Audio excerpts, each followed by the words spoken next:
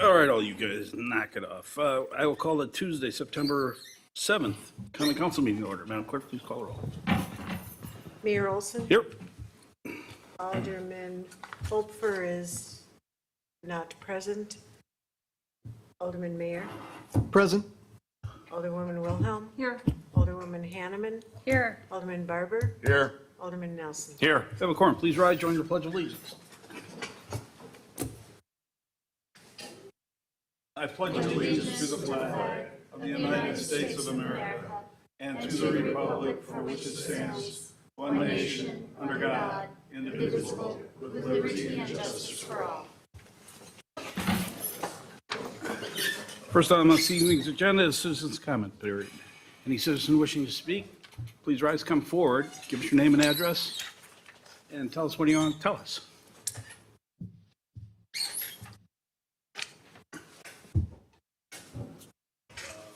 Mr. Rout, use the microphone, please. Well, my name is James Brando. Mr. Brando? I own a home and property adjoining Mulligan's, and I am not in favor of their being licensed to have their festival. At times when I miscalculated and was not out of town while the festival was occurring, I literally had to use earplugs in my ears and cover in order to have any semblance of peace within my own home. And I would have heard it much clearer had I had the windows open, but I chose not to do that because it was annoying. That's all I have to say. I hope you'll consider what I had to say, and I thank you. Thank you very much, sir. Anyone else? Anyone else? Seeing no one else rise, I will close the citizens' comment period. We move on to mayoral announcements. I have two tonight. Proclamation, which I will read, which is a proclamation declaring September 2021 as Prostate Cancer Awareness Month in the city of Franklin. Whereas prostate cancer has stricken approximately 248,000 American men already in 2021, with more than 13,000 in the state of Wisconsin. And whereas prostate cancer is the most common form of cancer and the second leading cause of death for men, and whereas prostate cancer is diagnosed in 1 in 7 men, and the risk dramatically increases in men over the age of 65, obese, black, and men who have relatives who've had the cancer. And whereas prostate cancer is nearly 100% survivable should the disease be diagnosed in the very early stages, although survivability drops to 28% when the cancer is found outside the gland, and prostate cancer, particularly in the early stages, exhibits no symptoms, but screening for prostate cancer is painless and effective. And whereas men whom you may know may either have the disease or have had the disease and go through life without notice, and funding for research for better screening and treatment lags other cancers. And whereas prostate cancer at all stages impacts the health and relationships of couples, families, and entire communities. Now, therefore, be it proclaimed that I, Stephen R. Olson, Mayor of the City of Franklin, Wisconsin, on behalf of the citizens of Franklin, the elected officials, and the staff of the city government, hereby proclaim September 2021 as Prostate Cancer Awareness Month in the City of Franklin, and encourage all men to talk with their doctors about prostate cancer, and those men over 50 be screened for the disease. That's the first proclamation. Second is a certificate to Dennis Rao in honor of his 40th anniversary. Alderman Nelson has a proclamation for him. And with that, we move on to approval of the regular meeting minutes of the Common Council meeting of August 17th. We'll move on to the meeting. We typically don't do that. Certificates, we don't do. Go ahead, Alderman.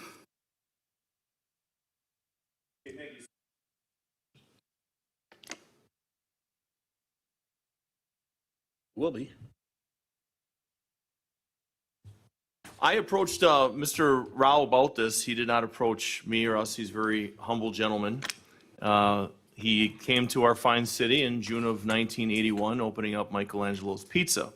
where it now exists in its second location. It's outstanding, and it kind of hooked me at a young age, and we've, as a family, been going there, and that's been a big deal and a big part of my life up until last week as well. So when I asked Dennis, and he had an opportunity to speak with him a little bit, and he said, well, it was June, was it 23rd? Yes. June 23rd of 1981, and that's when he opened his doors, and I also asked him, I said, well, how many employees do you have? And he said 12, and 7 live in the city, and started talking a little bit more about the dynamics of the business. And personally, it's my favorite, and I want to thank you for being in our fine city for 40 years. And we have a mayoral certificate here from the mayor and on behalf of the city, and I'd like to present it to you, sir.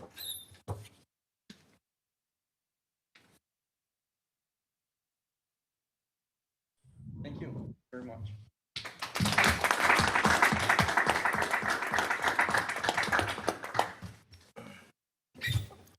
Okay, in the packet, approval of the regular meeting minutes of August 17th. Any additions or corrections? So move. Discussion? All those in favor? Aye. Any opposed? Motion carries. Also in your packet, minutes of the special common council meeting of August 25th. Any additions or corrections? Move approval. Hanneman and Mayor, all those in favor signify by saying aye. Aye. Any opposed? Motion carries. Move on to item E, organizational business, two appointments. Number one is the mayoral appointments. Any request for separate action on Dan Duchniak or Nancy Chu? Second. Mayor and Barber, all those, Madam Clerk. Alderman. Mayor. Aye. Alderwoman Wilhelm. Aye. Alderwoman Hanneman. Aye. Alderman Barber. Aye. Alderman Nelson. Aye. Motion carries. 5 ayes, no noes, 1 absent, no abstentions. Item E2 is aldermanic appointments. This is essentially putting Alderman Holfer on the commission in one switch. Any requests for separate action? Or motion to approve? Move to approve. Second. Barber and Mayor, Madam Clerk. Alderman Nelson. Aye. Alderman Barber. Aye. Alderwoman Hanneman. Aye. Alderwoman Wilhelm. Alderman Mayor. Aye. I wasn't paid. Motion carries. 5 ayes, no noes, 1 absent, no abstentions. We have no letters and petitions. We move on to item G1, reports and recommendations. An ordinance to amend the Unified Development Ordinance to adopt by reference the International Code Council Incorporated Fire Code. Move to approve. Second. Any discussion? All those in favor? Aye. Any opposed? Motion carries. G2 is a concept review for commercial development located at 7255, 7295, 7401, and 7401A Rawson Avenue. Mr. Eddy, you want to give the introduction? Please. Dave? I'm only going to sit up here briefly. The applicant is David Church with Rawson Ventures. He is going to make his presentation. He also has with him his consultants, and I will step away from the microphone so that they can do so. Thank you, Heath. Mr. Church, I think we've had this conversation. This is a concept review. It's your opportunity. It's your opportunity to get some input from the Common Council on their feelings of the project. It is not an up or down vote. It's not a vote at all, actually. It's their opinions of what's going on, so that you can make an educated decision as to whether the project's viable and what changes you might want to make and what they may want to make. But you will receive no vote on this tonight. So with that, Dave, give us your name and address, please, for the record, and go ahead. Which address? Where I live? You want an address? David Church, 7220 West Rawson Avenue, Franklin. Thank you for getting this on the agenda tonight. It's been a project that I've been working on for pushing a year now from a conceptual perspective. And I'm excited about the project. I'm furthering my roots in the community. I also own and operate the Root River Center at 72nd and Rawson. So I'm excited about just the action and the progress that the 76th and Rawson trade area is experiencing. And I'm confident that what plan I'm looking to propose and ultimately develop will be a great enhancement to the city and to the trade area. So I am under contract and have an agreement to purchase what I'll call the Brunn, portion of the Brunn family farm.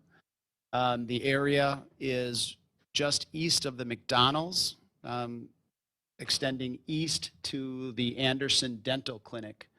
So that frontage there, the entire parcel is just under 6 acres. It is slightly L-shaped, as you can see at the west end of the parcel. The blue outline there is part of the parcel that I'm purchasing, but not part of the development that I'm working on right now. That approximate 1.4 acres will be to be determined development as the focus and the driver of what I'm working on is the frontage between McDonald's and the Anderson development or Anderson dental office. So similar to pretty much any developer, my goal is to maximize the development potential of the site. I am not of a situation where I'm looking to dictate or I have my own business ideas here of what I think should be there. I'm very confident in my belief, firm belief, that this is a retail trade area.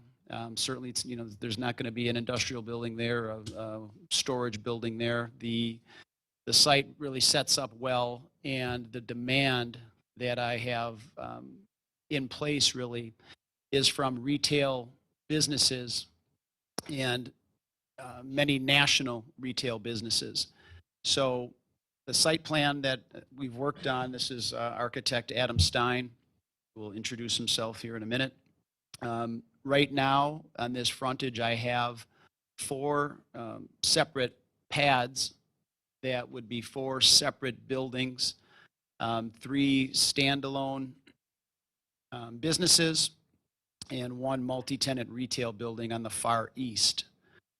The demand that I've received has been a welcome part of this endeavor for me, and I can tell you that the demand is skewing a little more towards fast casual dining. Again, obviously since I'm here and we're at this stage of the approval process or the planning process, nothing here is completely baked, but these are real deals that I have on the table in the pipeline from very prominent national retailers, food users that we all know and frequent, I'm sure. So I'm confident in their assessment of the trade area, their analytics, their due diligence that they've done to get to the point where I have the tentative agreements in place as long as I can deliver. So I am extremely confident in their assessment, their creditworthiness, their longevity and viability to be fixtures in the community for a long period of time. I've completed a traffic study, as I'm clearly understanding that there's the vehicular traffic that has the potential to exist here was going to warrant that. So the site plan that you're looking at, where you see the one access point to the east portion there, the parking stalls that are on the sketch right now are angled in a little bit because the study did dictate that we lengthen the access point there until you get into the site, lengthen that to 85 feet to address any potential traffic stacking issues. And this plan that you're looking at has taken that traffic study into consideration and accommodated that 85-foot entry point. I don't know if I will call this a post-COVID world or not yet, but I think we're all in reasonable agreement that the world has changed a little bit, that from insurance agencies to doctors' offices to traditional food uses like this, everybody's looking to provide as much contactless delivery, drive-through capability, and Adam can attest to that with a lot of the designs that he's doing for non-traditional drive-through businesses are considering incorporating that component to their businesses just to accommodate their consumers and their desire for as much contactless delivery as possible. But the drive-through component, obviously, for the types of uses that are being considered here are essential to their business models. And I think, Adam, we're on plan N, I believe, starting from A. So this is not a first crack or a, quick sketch of what we think it could be. This is responding to the businesses that want to locate their prototype buildings, their parking fields, drive-through scenarios, and we feel like we've made a lot of progress, and we're eager to get staff feedback and work forward from here. So I think that was mostly it. You want to have your architect give us a quick blast through? Yes. And quick blast is the Sure. word, and then we'll get some input from the council. Yeah, so I'm Adam Stein, owner of Logic Design and Architecture, 802 North 109th Street in Milwaukee. Also present is Mark Seidel with Pinnacle Engineering, who's our engineer on the project. Yeah, that was a real good summary. You stole all my thunder. So, as David stated, though, we're definitely on option N, as you can see. Mark and I work on a lot of retail developments. My firm is, I would say, 95% retail. We work with the right brokers to be able to attract the right tenants to developments like this. So, as David said, this is very real national tenants. We've gone through multiple revisions with each one of them to accommodate what each of these national retailers is kind of seeing as trends in their current market, right? So adding in double drive-throughs and adding in bypass lanes and additional parking, mobile online pickup, different amenities and stuff that have kind of been built into the site and will kind of continue to be developed into the site. So, yeah, really wanted to make sure that we engaged everyone here, kind of get feedback. There's obviously some flexibility in some of the things that we're doing. I know Mark's already looked into the stormwater management on the site. There's obviously also topography grading that's going on, as well as, the traffic study information. So we've really been trying to get all, the most updated, all real world information from not only from the tenants, but also the things that we know impact developments like this. This is the stuff that we work on every day. So really try to put, kind of our best foot forward right now, and excited to hear feedback and comments and things that we can implement into the next steps. Okay, we'll do Alderman Barber, then Alderman Nelson. Welcome. Welcome. Thank you. And welcome. One of the things that we've talked about, we've met and we've talked about this, and one of my concerns is that it's the aesthetics from Rawson Avenue. How we don't want it, at least from my perspective, don't want to see a retail blighted area. Not mentioning any others that it might be out there, but what kind of aesthetics are you going to be putting into it so that it looks attractive from one of our busiest streets right here in Franklin, one of the busiest intersections? So that was my concern, and I don't know if you've had a chance to talk since we talked last about what that might look like, but that's what I'd be interested to see, what it's going to look like off street. Sure. So Yeah, so majority of the tenants that we're currently looking at here, I currently have under construction other places in Wisconsin. Overall, the materials that are representative of the brand are very high level materials. So we're seeing lots of brick. I'm sure you're familiar with niche hot panels, which are fiber cement panels. Most of them come with 50-year surface warranties, and lots of glass obviously in the building with them being retail. And then you can kind of see the way that we have parking sort of set up from the street. We anticipate that being landscaping basically throughout, where we've incorporated the 85-foot throw distance now coming in to alleviate traffic study and backups. I really see those as two heavily landscaped areas kind of flanking both the sides coming into the development. It kind of seems like that almost becomes like the showpiece, right? So if you think of Drexel Town Square, maybe in Oak Creek, there's kind of the main ways that you come in, and that's where they have the exciting signage and more of their landscape packages and stuff that come together. Typically on developments like this, when we submit in for plan commission, we'll have a full detailed landscape plan, usually multiple sheets that's included with it, as well as photometric plans, so you can see where we're anticipating site lighting. We always try to do different levels. Building massing overall, I would say is more contemporary, more modern, of what you see, and there'll be somewhat of a bridge, I think, between the overall tenants that are there, just naturally by their brand kind of prototypes that they have. I'll be looking to see it. If I may, Alderman Nelson, let me dovetail off of Alderman Barber's question, ask it a little bit differently. Will the buildings have a unified look, or are they going to be brand by brand specific?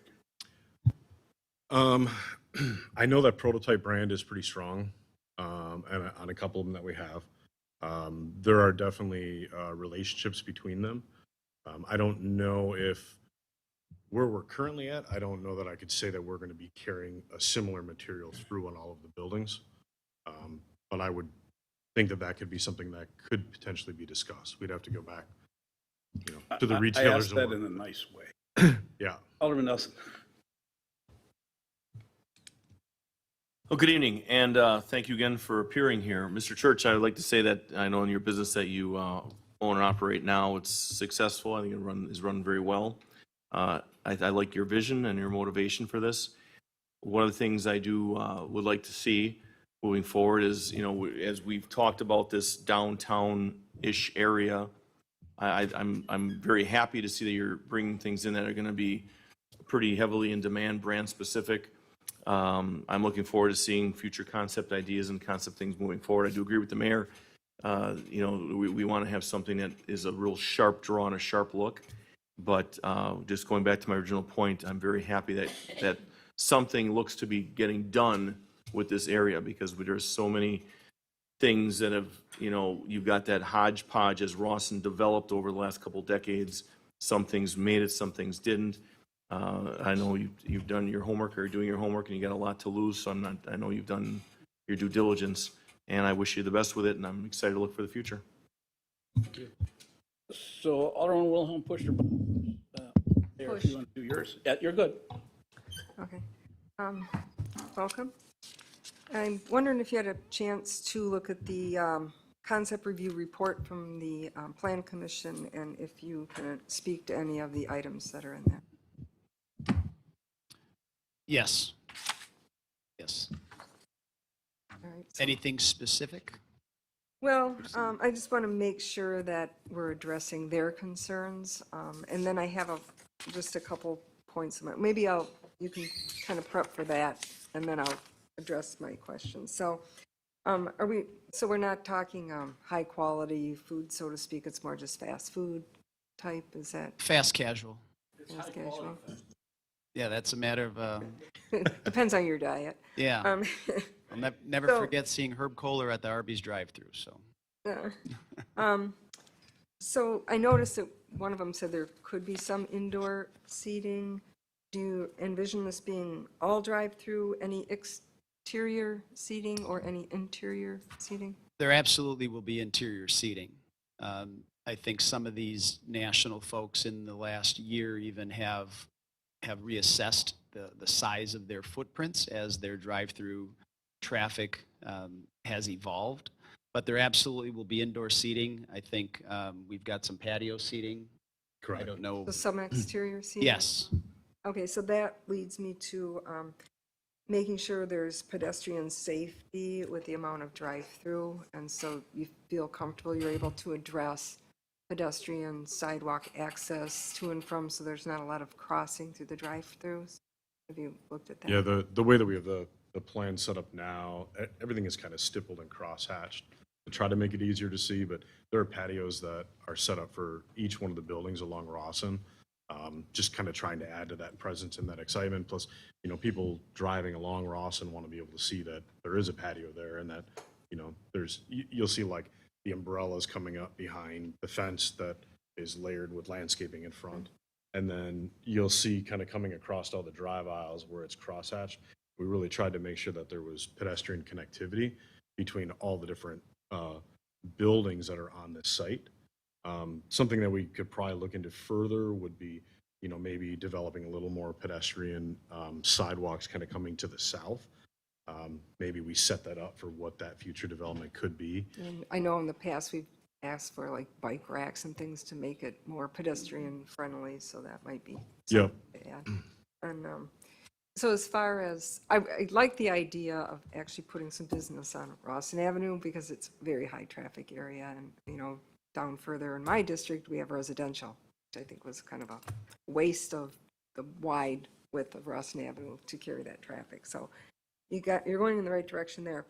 So when you go to address some of the staff comments, could you talk about how this ties in with the overall area in the future of what maybe the shopping mall could become? And that's all I have. Sure.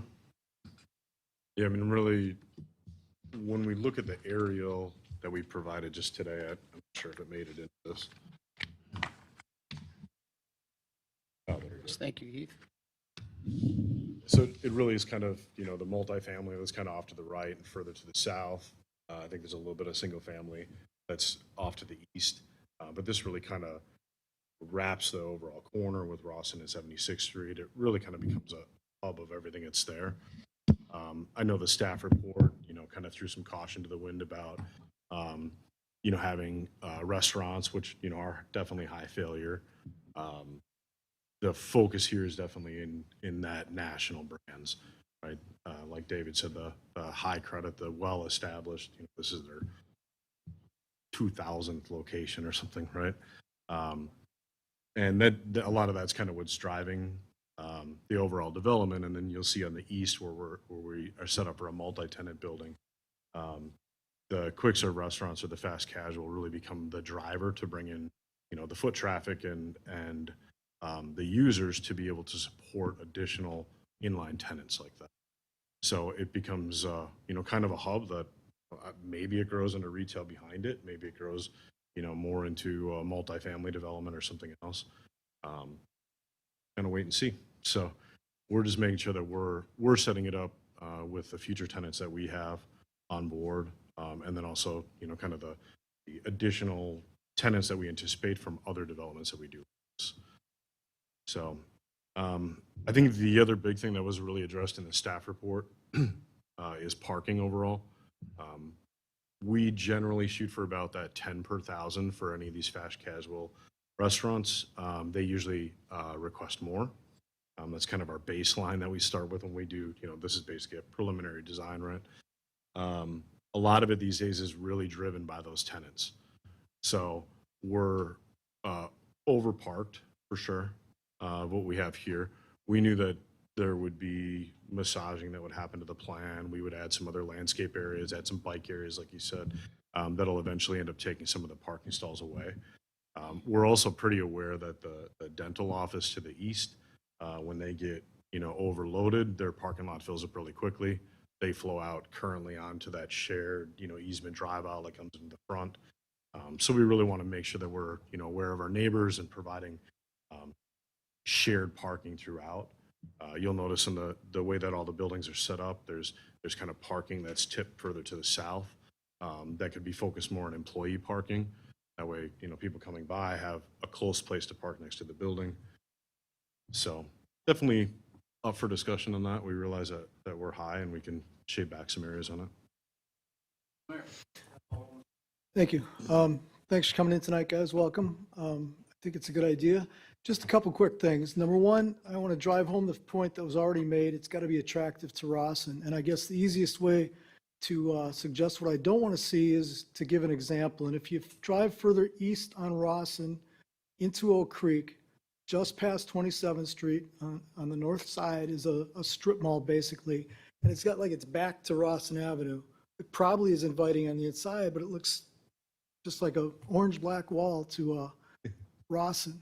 And I don't want to see that kind of thing. And I think that was mentioned here. We want something welcoming.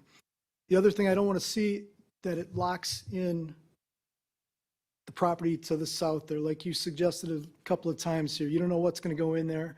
And I want to make sure that that potential stays open somehow. So with a mind to the future of developing that. And I'm not thinking necessarily residential or multifamily kind of development. But that whole area, I mean, it's one of the last prime areas left, and certainly in this area, it's the last prime area. So I think if it looks attractive to Rawson, and if you're bringing the businesses in, and if they're good quality businesses, I think it's a good idea. And yeah, you'll actually see too on the site plan that we have, we are actually building in 2 access points to potentially come to the south. Okay, So good. there is kind of some built-in flexibility right now there. Okay. Thank you, Mayor. And also welcome. Thanks for being here and bringing your ideas. And I echo some of the concerns of my colleagues up here tonight, especially with respect to some of the, well, all of the staff concerns. You know, I am concerned about the issue of spot zoning. You know, that's something we have always tried to steer away from in the city. And that looks like what we would need to do with the rezoning of the proposed development. And I also have concern with the landlocked parcel that, you know, I'd like to be sure that there's, if this should come to a point in time where there is approval, I'd like to have a very workable solution on the table for that, rather than coming down the road a year or 2 from now being like, oh, we didn't think of that, we're not going to be able to access that parcel. So I'd really like that to be well thought out at this point in time. In terms of the uses, I'm not opposed to them in any way, shape, or form. I always like more options for food. But what comes to mind first and foremost is the labor supply in this community. And while I'm sure that your tenants that you're working with have done a lot of their due diligence, it does remain a hard fact that in this community and several around us, that many of the fast food establishments are having a very, very hard time getting labor force. And that's just a caution on my end. That is a struggle. Maybe by the time you're all built out, the labor situation may have worked itself out, but currently it's an issue.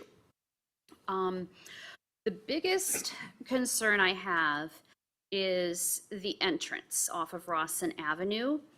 And as I'm looking where you have angled the parking spaces on the east and west side of the entrance, that seems to me to be a very tight right turn going in there. And you have people coming in and out directly across from that cross-access easement. I worry about large trucks coming in and out of there because they're going to have to swing a little wider. So I would think, and maybe the city engineer could chime in on this, but it might be important to have some stop signs at that, like maybe a 3-way stop. Yeah, I think that's how we were envisioning that Okay. as well. I mean, because as you mentioned, Drexel Town Square, my personal opinion, I don't think that is a necessary model of how maybe traffic flows should go. I get pretty frustrated when I go over there for some things, especially a couple restaurants that I like to patronize, and getting across some of those drive-throughs and turning lefts and rights, it's pretty tough. Yeah, so I guess the point I'm making is if there's any way that you could engage in some shared parking with your proposed tenants and really cut down on the points that might cause some hazards would be a great thing. Sure. Thanks. And it looks like it's my turn. Couple of things that I talked to Mr. Church about. If we can go back to the site plan. Yeah, that's good. This is good enough. We're going to talk long and hard about the parking at Plan Commission. We're also going to talk about the circulation in here. There's lots of access to conflict points throughout this whole development. So we're going to have lots of conversations about that. I will tell you about my own personal pet peeve in fast food restaurants is escape routes, not bypasses, escapes, right, Dave? When you get into the drive-through lane and somebody has 58 kids, each ordering their own in front of you, I'm not a patient guy. So that's a problem, but it's also a problem since and I told Mr. Church this before, we're putting 10 pounds of stuff in a 4.5-pound bag. So I think this site is really congested, and to have to put the parking lot this way makes it tough. So I urge you to look at those kind of things. Access to the parcels in the back is huge. Using this as a street, as Mr. Church and I discussed, this makes this now a roadway, and this is not roadway spec, as we know. We know that going in, I'm not telling you. But there's lots of considerations here. Again, this is the appropriate use for this spot. There's just a lot of appropriate use for this spot. And that would be my comment. Anybody else? That's it? Oh, Yeah. anybody could be me? Well, certainly, economics drive half of everything that we do in government and in business entrepreneurship development. So it's fairly important to achieve as close to the number of uses on this plan as we can get. I think the sellers of the parcel are here, and I'm sure that there's going to be a breaking point as to what our agreement can be before things don't go well on their end. But there's economic, not telling anybody anything you don't know, there's economic drivers here that are dictating this plan. If I could make this work with one less site, as long as it worked, I could be in favor of that. But it will be important for me to achieve something very similar to this site plan. And backtracking a little bit, I'm highly confident in the end users that are the strongest right now and expressing the highest level of interest in being here, in their extreme national profile, in their ability to pay wages that almost make your eyes pop out, which is why you pay so much for some of their products, I think. But I think that just the viability of the users, the businesses that are looking to locate here will help offset some of those labor issues that I experience every day. They will be fixtures in the community that we'll all patronize for a long period of time. And I'm excited to work with Adam and Mark on implementing some of the changes that I was prepared for. But again, we wanted to go in with the plan and the idea that I submitted for the review. But I think we're going to be able to make some very accommodating changes that'll work for the plan, changes that'll work for the businesses, and provide the aesthetics for the community. I mean, I get it. Being in this business, being an operator of a business in the area. So I think we're prepared to put an additional good foot forward and create even a more viable plan that'll be workable for everyone. And also just to touch on I think we called it the orphan piece, the 1.4 approximate acres to the south of the west end. My comments early on about some sort of side-by-side residential that was without really a tremendous amount of consideration. I think, and I don't, Dan, if you commented that you didn't think that big tract was a multifamily site or even a residential site. Yeah, I'm just curious. Yeah. Yeah. But I could see that there's not a lot of retail value in that remnant piece, off of Rawson. So I can see conversations with Mr. O'Malley to possibly one of us incorporate that into each other's parcel to square things off. But right now there really is no plan, and I don't have anything to present on that remnant piece. I think the access point into the development, which my firm understanding is that's the access point into O'Malley's land to whatever it's developed. I feel like there's been a little bit of potential back and forth with discussion with some members of the city. And maybe that's something that I'm extrapolating a little bit myself, or maybe not clear on, but I understand firmly of the importance and an understanding of what that access road is going to have to be. Is it just going to be a public or a regular road with a 60-foot right-of-way? Or is it going to be a private road designed to those standards? My understanding is that the city was not necessarily excited about, maintaining the new infrastructure. So I don't know if the time is right now to have any comment on that. No. But it's a big deal. It's a big deal for the project and how it's going to lay out and, moving forward. Well, let me just add you the chairman of the planning commission perspective on that. If you're going to have a development in the back that needs to be served by a traffic surface that's going to carry a fairly large number of vehicles, Right. got to be a road. And however you define a road, whether the city maintains it or private developer maintains it, it still has to accommodate the traffic that's going to be behind it. So then that's where you come into the conversation of what's a road and who pays for it and who maintains it. So at any rate, well, good.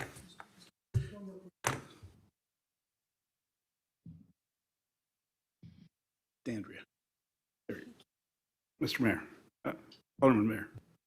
I'm kind of unclear with that. The parcel that you mentioned as being I think you called it the orphan parcel. From the other picture, it looked like it was real small, but when you were doing the laser there, it looks bigger. So it's actually a sizable chunk there. 1.4 acres to be approximate. Can you kind of sketch it with the laser one more time, please? Okay. Remember that all of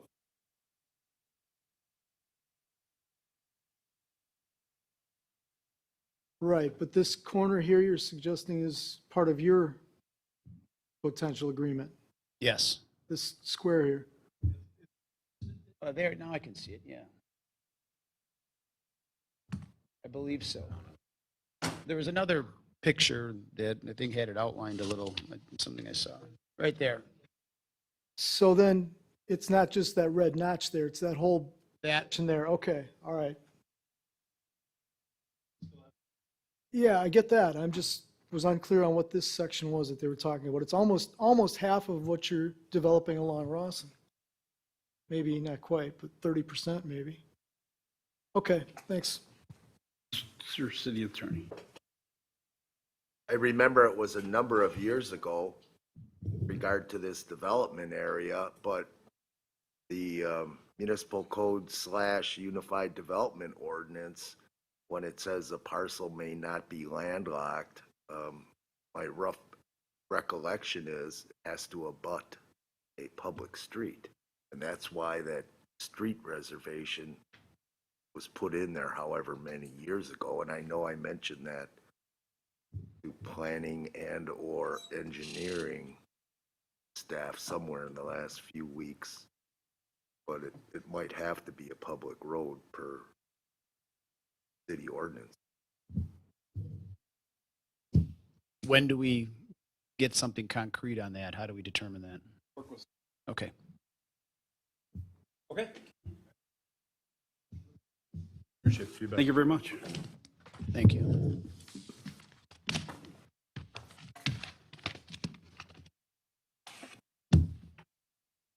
All right, yeah. Okay. We'll move on to item G3, a resolution authorizing certain officials to accept a conservation easement for Pleasant View Reserve. All those in favor? Aye. Any opposed? Motion carries. That was Wilhelm and Hanneman. G4 is a council run. Want to do a couple beforehand? Let's do a couple beforehand. G5, a motion to adopt the name Corporate Park for the development that we know as Area D. Alderman Hanneman? For the development currently known as Area D. Second? That's Hanneman and Barber. Discussion? All those in favor signify by saying aye. Aye. Any opposed? Motion carries. G6 is a resolution to execute Grafe USA's professional services agreement for contract on-call services.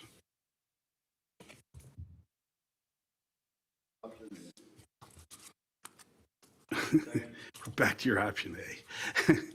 All those in favor? That's the Barbara Nelson show. Any opposed? Motion carries. Similarly, a contract with Foth for on-call services. G7. Sir? Nelson and Barber. All those in favor signify by saying aye. Any? Thank you, Alderman Wilhelm. You do have the contracts for them in front of you, Mr. City Attorney.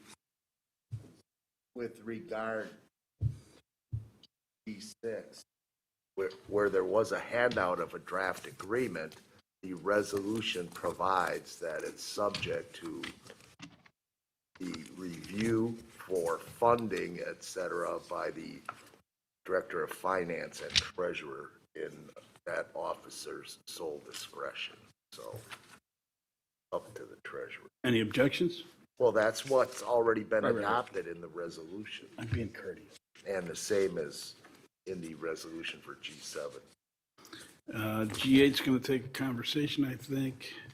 G9 is a resolution to purchase 0.47 acres from Zeta for the new pump station on 60th Street, $40,900. So moved. Hanneman and Mayor, all those in, do I need a roll call, Paul? All those in favor signify by saying aye. Aye. Any opposed? Motion carries. G10 is to award the contract for the lift station, J.D. Hassinger, $2,376,500. So moved. Hanneman and Mayor, all those in favor signify by saying aye. Aye. Any opposed? Motion carries. G11, page 65, is to release the letter of credit for Ryanwood Manor. Alderman Nelson. Nelson and Barber, all those in favor signify by saying aye. Aye. Any opposed? Motion carries. A biggie. Change order for, is there a motion? Is that okay, Glenn?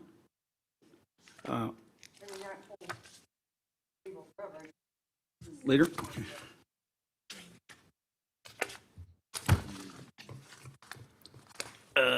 Let's go to, I'm going to quit jumping around. Clerk's going to kill me.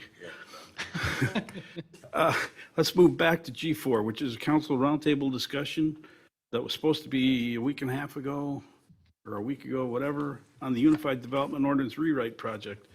This is a very important input by the decision makers in this community on the direction that the planning staff and the consultants and in the future planning commission and us are going with the UDO.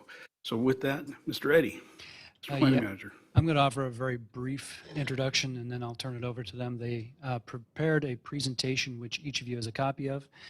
The presentation is 22 pages, so I've asked them to please move with alacrity on the parts that aren't involving the actual discussion items tonight. Anticipating that problem.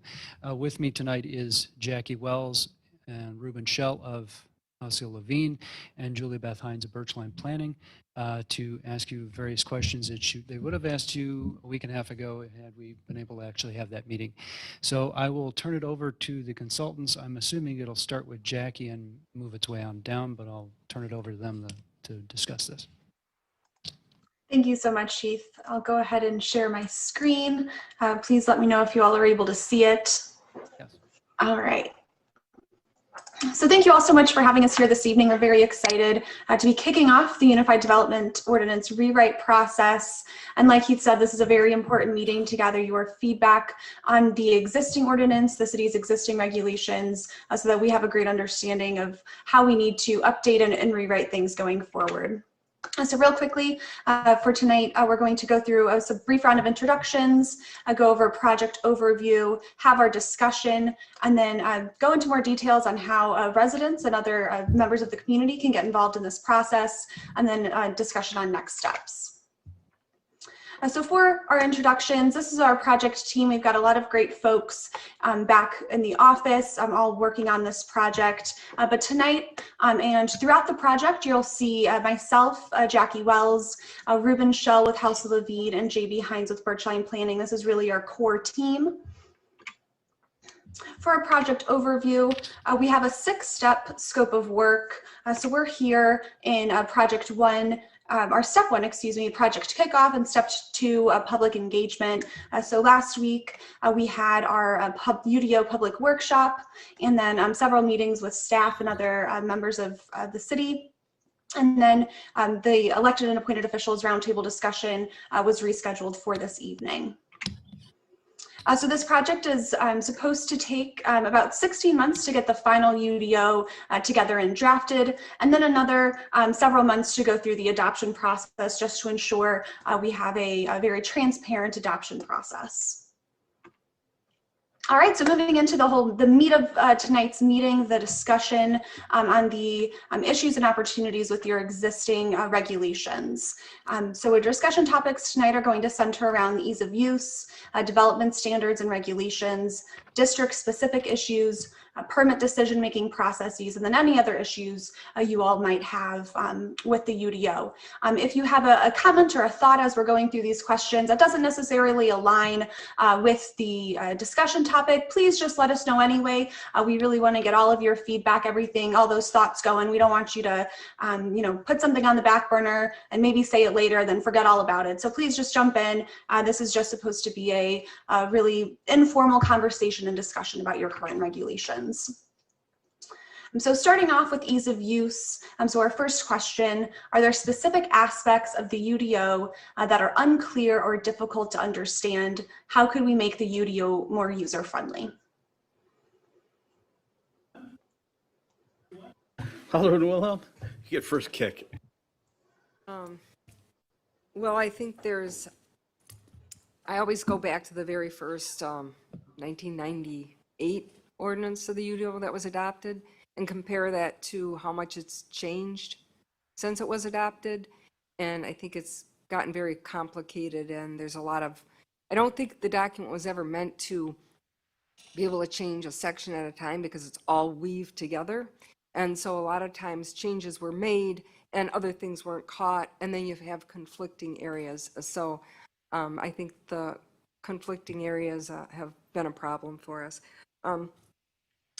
The clarity on process is very important. I think there's a lot of things that aren't real clear on what the process will be as far as site plan, how does that pertain, and concept review, and they have a sketch review in there, and we do concept review. So there are different terms we're using that don't really follow with the ordinance that we have. So I'd like to see consistency with terms.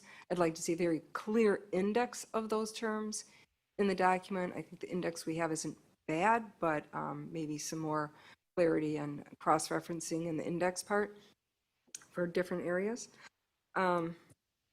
As far as, I didn't research what other communities you worked on, but it's been my understanding from looking at the previous UDO and the consultants that did that, they did an ordinance, even though they didn't call it the Unified Development Ordinance, they did the several municipalities ordinances, and they were just called zoning codes.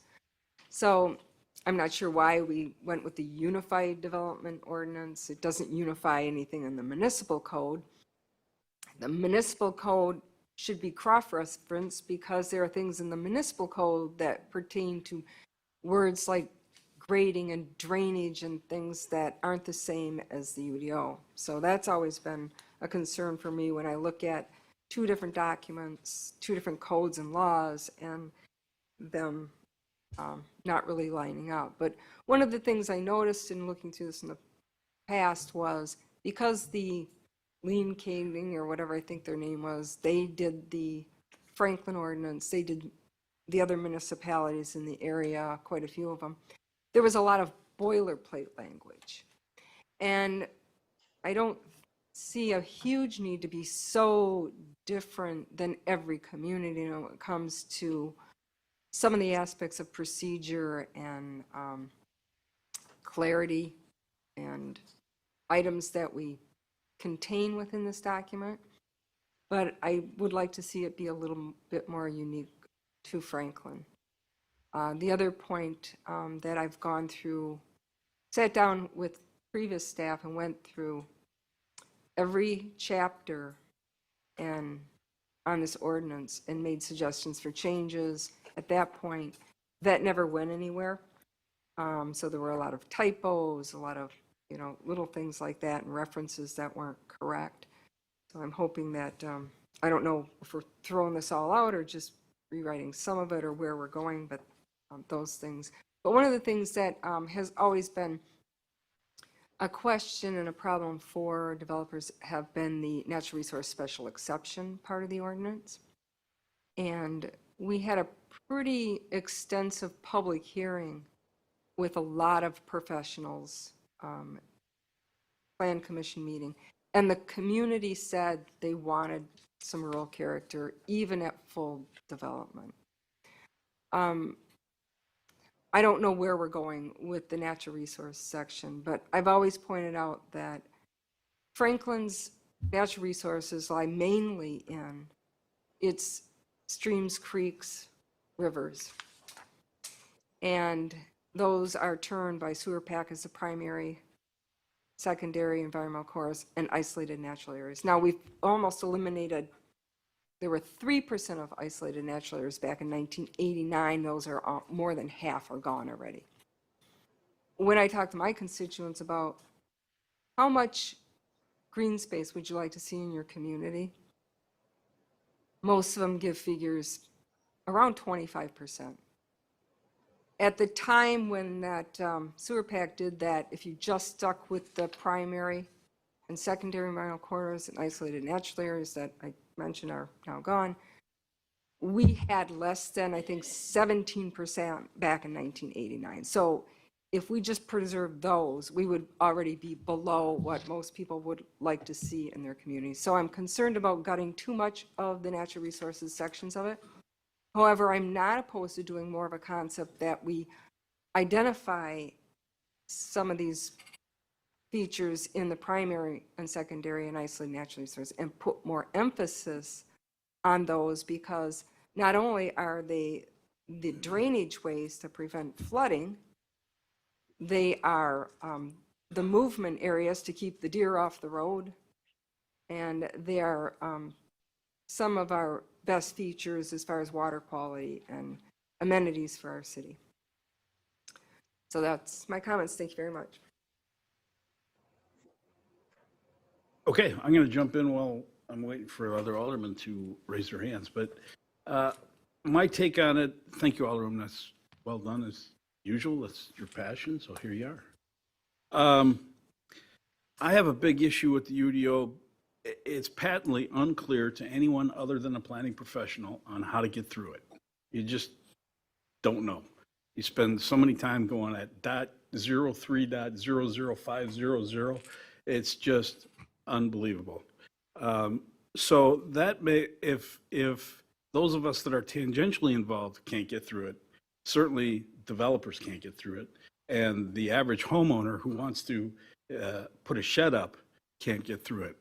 So my goal on this is to have a document that provides guidance for the development of the community, orderly and planned, but is easy to understand. And what we have in front of us is not.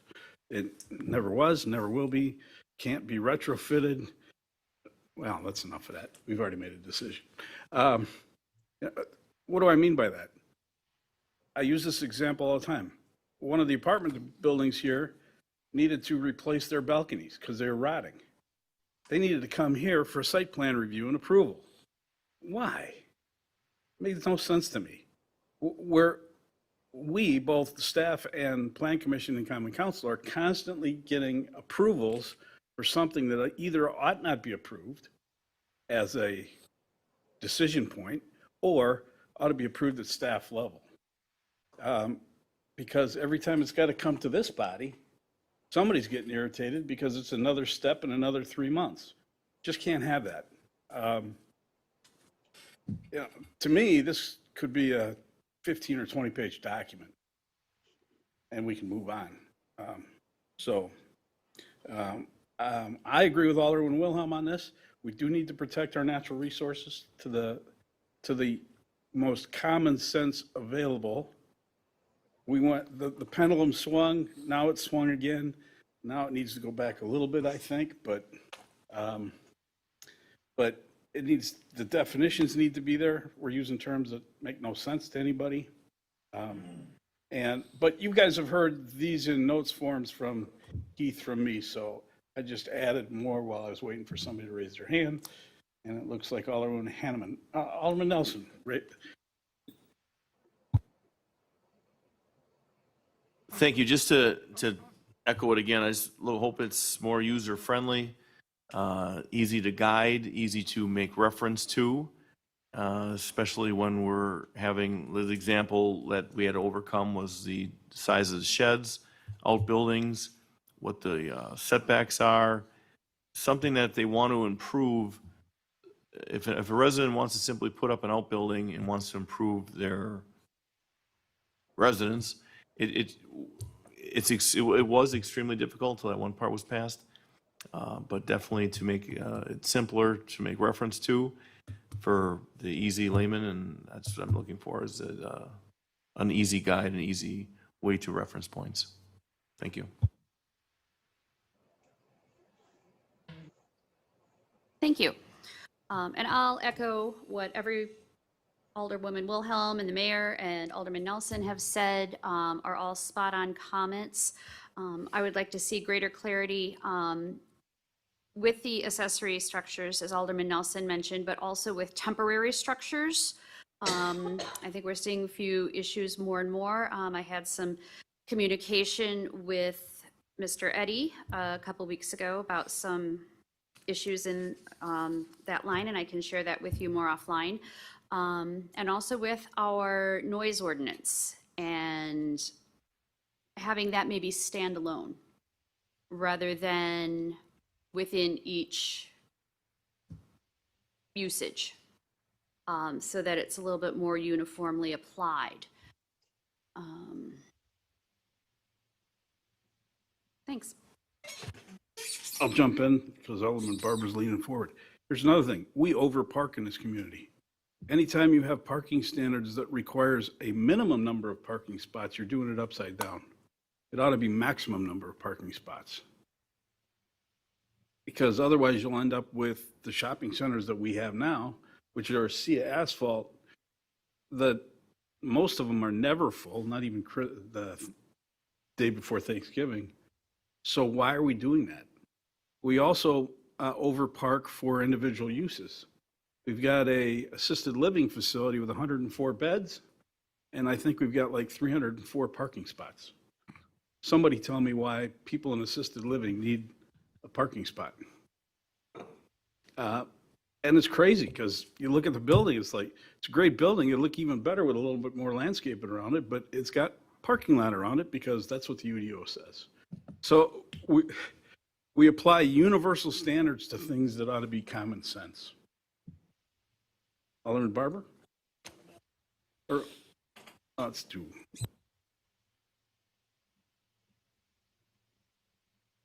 One of the things that, as I've looked at the UDO and tried to work with it, it seems like it's an over-engineered product.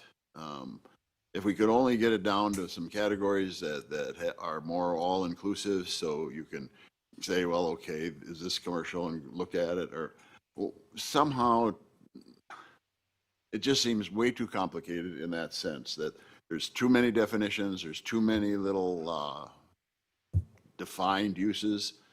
And I think that is the thing that needs to be cleared up for me, so that I can look and really know and understand what, if this parcel is designated this, what that really means. And it cut back on the engineering and make some common sense decisions about it and simplify it.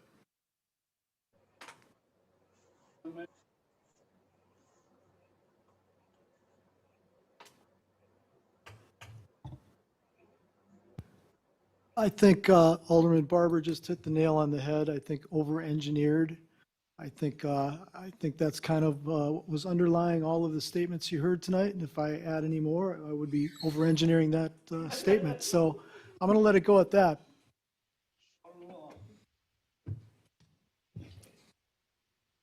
I'd like to see also more flexibility in front yard setbacks because a lot of our resources end up in the backyards. And we end up with these encroachments and enforcement problems a lot because we demand these, far setbacks from the road that some people, most people want a bigger backyard and less area in the front because they want to access the backyard. Can I jump in on that first? Huh? Can I jump in and add on that? All right, if I can finish. when Oh, I'm of course. finishing. I agree with Alderman Wilhelm, but we have to do it on a neighborhood by neighborhood basis, where some neighborhoods might do just really fine by a 10-foot front yard. I think that's a little drastic, but provided that the house setbacks are all the same on the block, not the distance. It's the distance from the street, not the distance, it's the location. Heath, you get that? Alderman Wilhelm, is that what you intended? Flexibility on the size for reasonable size, given the home trends and where we're going. We don't have much that allows for reasonably priced homes that are still, very nice homes. We have road widths that encourage speeding. And I'd like to see us go more with the smaller road widths, which are cheaper to maintain and cheaper to plow and cheaper to resurface, which also encourages a more community feel and less racing through the community. Height, I would like to see us incorporate more height and using maximizing land space. So that would be get more bang for your buck if you go up.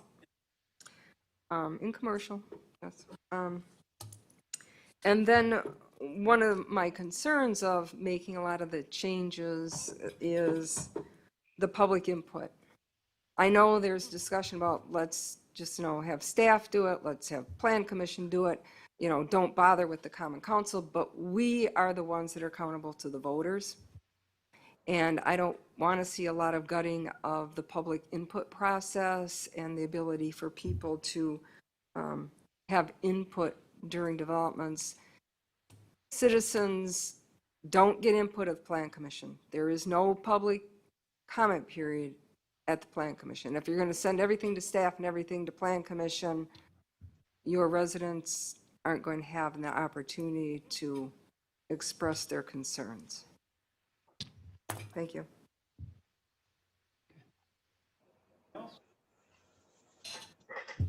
There's more questions, but Alderman Barber. What do you mean, more questions? Oh, and maybe this is one of them, I'm not sure. But one of the things that concerns me and is the fact that a lot of people are doing things without permits and how you tie the permit process into this whole thing.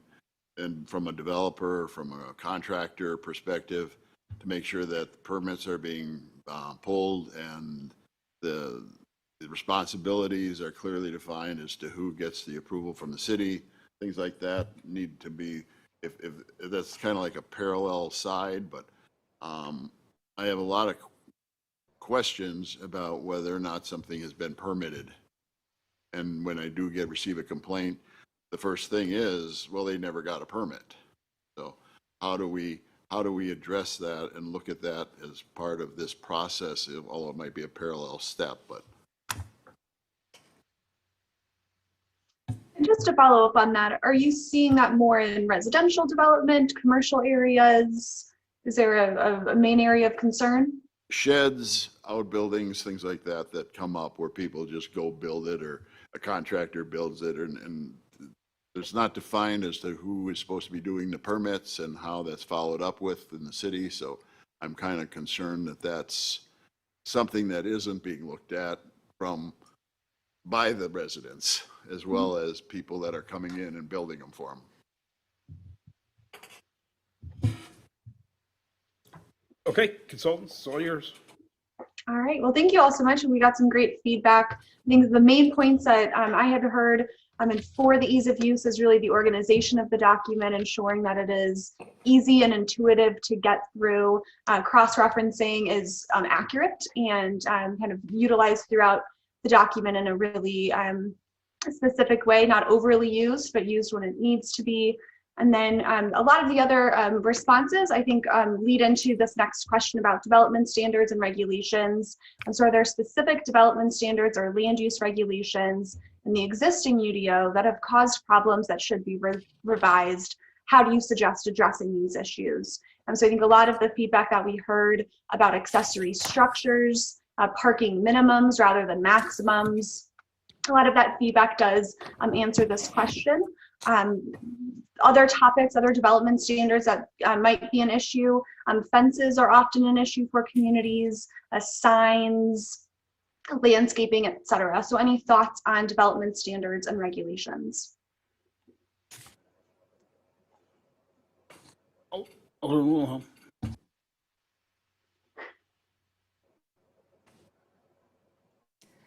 I think I've seen a lot of putting fences and easements, so we need to make up our minds on if we're going to allow fences and easements and drainage ways, or we're not going to allow those.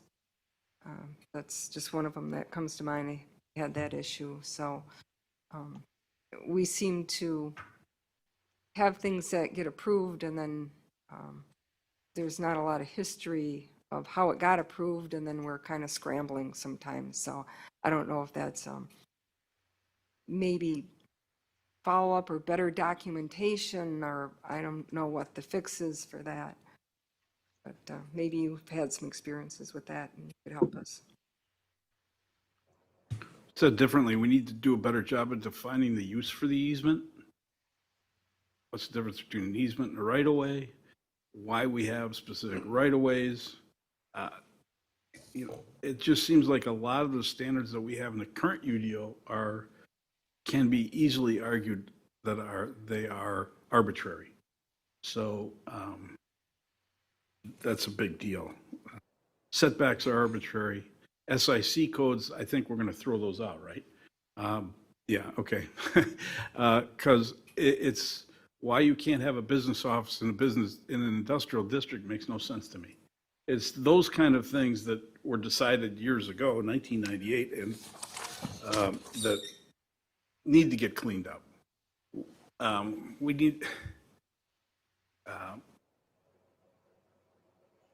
need to be concerned about the overall external impact of the development, much less than what's going on inside the walls, in my view. Because we spend more time worrying about whether they sell staples than we do if they're making money. Those kind of things just drive me crazy.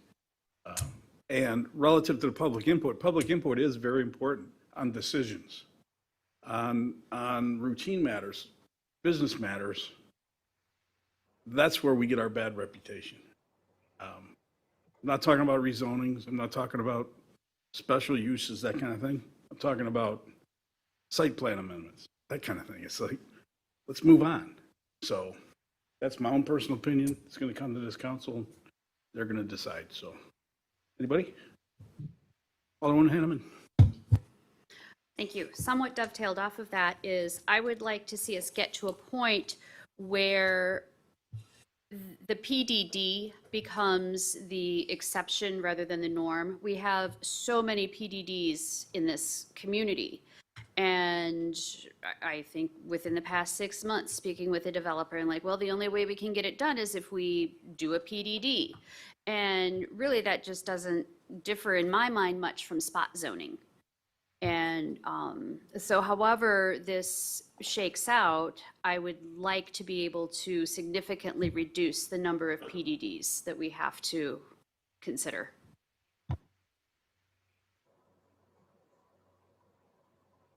Okay, team. All right. So it sounds like the idea is really more to focus on the form rather than the use of a building. So looking at development standards, ensuring that we have good looking buildings that interact and are compatible with their neighbors rather than, having our incredibly long list of uses and debating between those.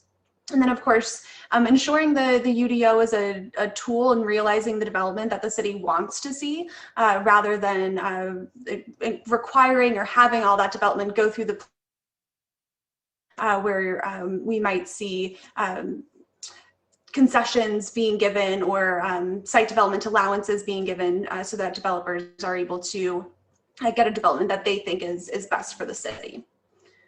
So moving into our next question about district-specific issues. So are there any zoning issues unique to specific districts or areas in the city that need to be addressed? –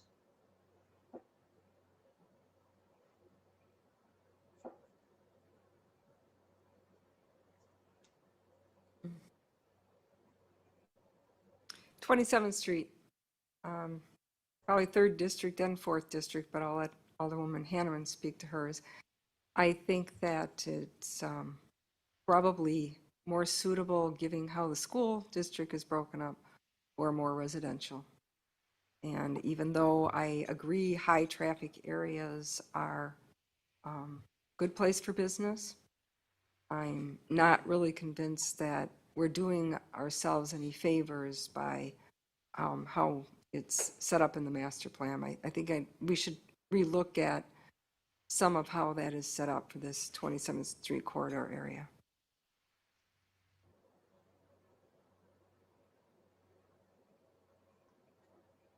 Councilwoman, you make a really great point about the master plan and the city's planning documents versus what the zoning code and the zoning map say. And so getting this direction from you all is really essential, since we know the master plan hasn't been updated very recently. So it may not be, that land use plan may not be the most reflective of the vision for the community going forward. So we want to ensure any zoning map changes that we propose do reflect that vision. So getting this feedback from you all is really essential. One of the things that came out earlier was we have different size lots and different size properties. Some of them are in some districts, a lot larger lots. And to try to make it a uniform kind of rule for them might not be appropriate for the size of the lot in the property that they do have or they have to work with. So some consideration of that needs to be made too, just by the nature of who owns it and what they're buying in terms of size. I think as we go through this process, we'll talk about 27th Street there for a minute. Now, that plan was done 15 years ago. We have to be careful that the new document is more flexible in allowing for time moving on than the old documents were. Because the old documents were locked in at 1998. And that's what caused us so many PDDs. And that's what caused us zoning overlay districts. And so we have to be mindful of time moving on when we get this new document. Anybody else? Okay, team. All right. So our next question is about the permit decision-making processes. So we have heard from you already that there may be some review and approval procedures that may be more appropriate at the staff level, but we want to learn more, hear more about that. So does this current UDO provide a fair and appropriate level of review of applications? Should staff review and approve more or fewer project types or uses? And if so, which types of projects or uses? I'm going to take advantage of this and lead off on this because Alderman Wilhelm and I have been here forever. And we both seen the pendulum swing in multiple different directions sometimes at the same time. But the UDO was put into place at a time when there was a common council who, let me do this nicely, wanted to have control over every decision made by the city of everything. And as we were going into the current document, there wasn't a tremendous amount of development that changed shortly after it got adopted, which caused where we are today. So I go back to the statement that we need to be mindful about time and what reality brings, what life is all about, and be careful that we got to try to put the pendulum in the middle, not on either end. And the current UDO was absolutely the most restrictive, absolutely the most onerous document we could get. We need to be somewhere in the middle, is my view. what gets public hearings, what gets the additional oversight, in my view. It depends on the overall impact to first the neighborhood, and then the area, and then the city. And those are the three levels that I think need additional input from the public. If it's a neighbor thing, that can be handled by staff or aldermen. And that's where we get into trouble now. We require public hearings on things that don't impact anybody other than an applicant and maybe their next door neighbor. The longer it takes the process to get through, the more people you're going to irritate and the more mistakes you're going to make. Anybody? I don't know. Well, I think the rezoning, that's probably a requirement under state statutes, right? Okay.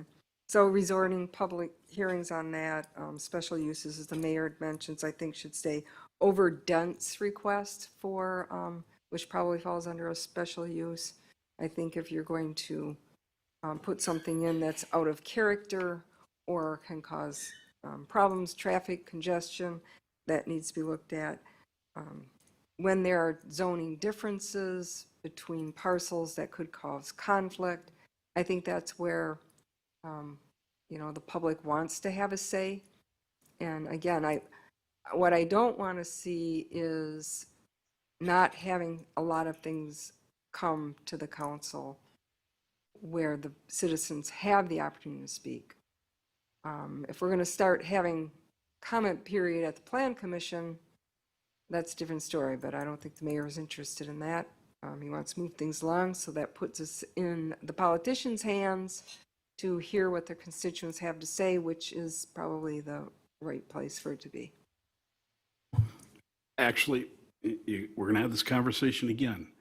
The rule that says no public comment at the Plan Commission is based on the Plan Commission rules, and that's based on the fact that the Plan Commission has publicly noticed, legally noticed hearings, and if you had public comment on every item, what's the purpose in a public hearing? And what if somebody offered an opinion that there was no public hearing on, and their neighbor didn't get a chance to have their public hearing? It's set up in law. It's not set up in the mayor's desires. I haven't made any changes to the Plan Commission policies. Wasn't inferring that. That's what you said. Okay, anybody else? Anybody else? Okay, team. All right. So our last question is about any other issues that you might have. I want to open it up also to JB and Ruben if they have any follow-up questions, anything they want to dig a little bit deeper on. This is our shot to get there. Are there any other issues with the UDO that you would like to tell us about?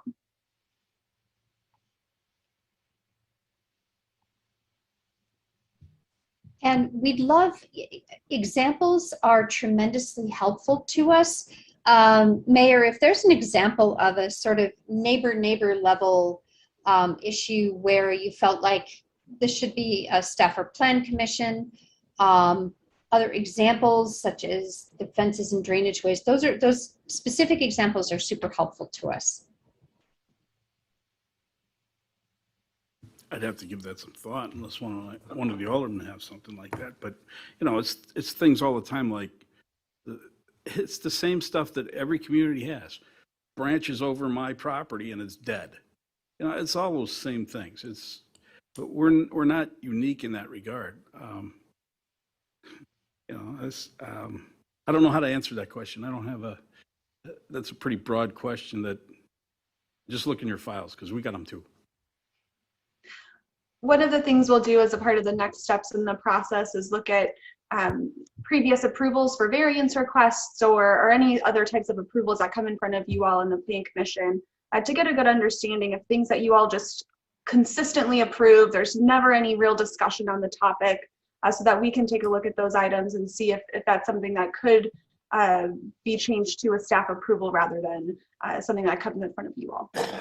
Alderman Barber's got a comment, but relative to routine approvals, pretty regularly we get requests for approval to put something in a setback for a wetland or some natural resources where it's not disturbing the setback, but it needs plan commission approval and hearing and all of that stuff. It's just, it needs some common sense applied to it. It needs some oversight, but it doesn't need a long list of hearings and things like that. Alderman Barber. One of the things that And Alderman Wilhelm. came up most recently for me is sheds are becoming more like a superstructure. You can have a foundation, and then you can have an overlap that is a roof and a second story. And so some of that needs to be, what is a shed? How do you define it in terms of the height? And are there multiple stories to a shed at this point? I don't have an answer for that, but those are some questions that I've just gotten and would like some clarity. Obviously, it's the foundation that comes into play, but what about above that? And play structures. Alderman Wilhelm. Well, I remember when we were going through the ordinance for the setbacks for wetlands and such, and the experts said 50 feet. It's pretty much all the documents say 50 feet. The ordinance had the 30 feet. And so all we did was just add on the extra 20 feet to get us our 50 feet, but then we made that extra 20 feet some area where you could grade upon. So that's what's causing all the confusion. It's an area, 30 feet is undisturbed. Undisturbed because it's supposed to protect the waterway from chemical runoffs and such. And if you're not going to have a 50-foot setback on a river or a creek, well, that's 75 on a navigable water, but on just say a wetland, and you're going to continue to allow these encroachments, you're not really protecting it. It's not a conservation easement. If you're going to say, well, we have a 50-foot setback, but you can work inside the first 20 feet, and you can, you're not supposed to be able to put things in that first 20 feet for a reason, because it's supposed to be protecting the wetland. So once somebody's allowed to put a shed in there, then it becomes part of their lawn, and then the chemicals are applied anyway, and you're not really doing anything to protect anything. So I guess we need to decide, with all the flooding and increase of that we have and a possible loss of resources, do we want to just have a conservation easement that actually protects the resource, or do we want to lessen the protection of the resource? That's where we're at with the conflict with that issue.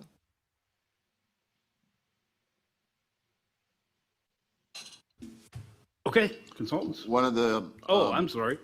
I thought you said no. Alderman Barber. I know you were hoping for no. What the circumstances are that I have an issue or concern about is encroachments.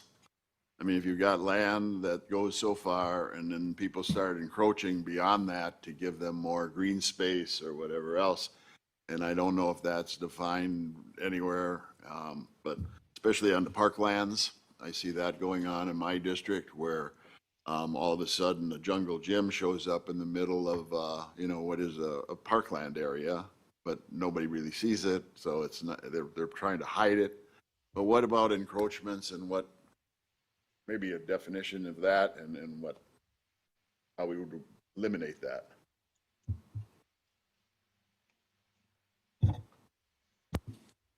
Okay, consultants. All right. Well, thank you all so much for all that great feedback. Now we want to get into how folks can get involved in this process. So we have a project website. The link is there at the bottom of the screen. And on the website, we have two great options to get involved online. Map.social, which is an interactive mapping tool where people can add legend points where they maybe see some issues with incompatible land uses next to one another. We might need some buffering or screening between those. Maybe it's a great design element within a commercial building that they would like to see in future development, et cetera, et cetera. And we also have an online questionnaire that goes through a series of, I think, about 11 questions. So it's a pretty quick survey just to get people's sort of general sense of how we can update standards in the UDO moving forward. So I would encourage you all to tell a neighbor, tell a friend, to go on the project website and get involved in the map.social and the questionnaire. We'll also be posting any future meeting dates here, documents as they're prepared, as well as graphics. Will all be posted on this sort of homepage for the project. So please get the word out and get people involved. This is really cool. It works good. And the link is on the homepage. Heath and his staff will be happy to send you the link so that you can send it out in emails and things. I would, for those of you who do that kind of thing, I would urge you to include it in all your emails. Actually, that's a good idea. Let's put it on emails or for a period of time in the signature line. That would be fantastic. Alderman Henry. So very briefly, just want to go over next steps. So here we are in public engagement. So our next step is to do several key stakeholder interviews. So these will be folks who have experience either going through the development process or getting permits, some sort of interaction with the UDO where they can provide us more pointed feedback.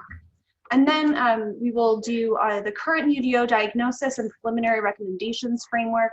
So we'll summarize all of the feedback that we've heard in steps 1 and steps 2, do a really thorough review of your current UDO, identify all of the issues and opportunities within it, and then develop a preliminary recommendations framework, really our step-by-step guide on moving forward. So that'll be the next thing that we present to this group are those that diagnostic of your current code and our recommendations for how we want to move forward. Alderman Hanneman. I just want to jump back real quick to sharing this link. Has this been provided to be published in the upcoming city newsletter? Thanks. Go ahead, team. All right, so that's all that we had for you all this evening. We just want to say thank you again for your time and providing us with all that feedback. And we look forward to presenting our preliminary thoughts about the code and how it should be updated next time we see you all. So thank you again. Thank you all. With that, we'll move to G8, page 957. Wait, before that, Mr. City Attorney.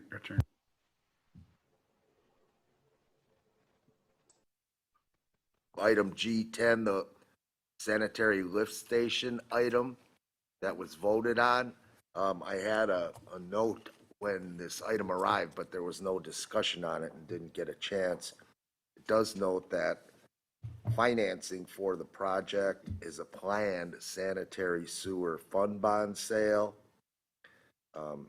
Absent the bond sale, the sanitary sewer fund could not finance the project, and that bond item is scheduled for consideration at the September 2021 council meeting. And I wonder if the treasurer has any concern with that. Easy. Mayor doesn't say anything. Got lots of staff to. Okay, what? But thank you for pointing out. We might want to be a little careful on that because that's the initial resolution on the 21st. So the actual borrowing doesn't happen until at least later this year. So I would suggest that that motion be premised on the fact that that borrowing will go through. Well, perhaps a motion to reconsider be made. Add that onto it. All right, hold on one second. I'll just do the city engineer, then we'll. Mr. City Engineer. We are running out because property acquisition, so we actually need to at least award a contract, so make a notice of award, but maybe not necessarily sign the contract. So can we at least tell the contractor that he's the guy, and let me have the discussion with him, make sure he's okay with delaying the notice to proceed until making that contingent upon notice of a sale and so forth.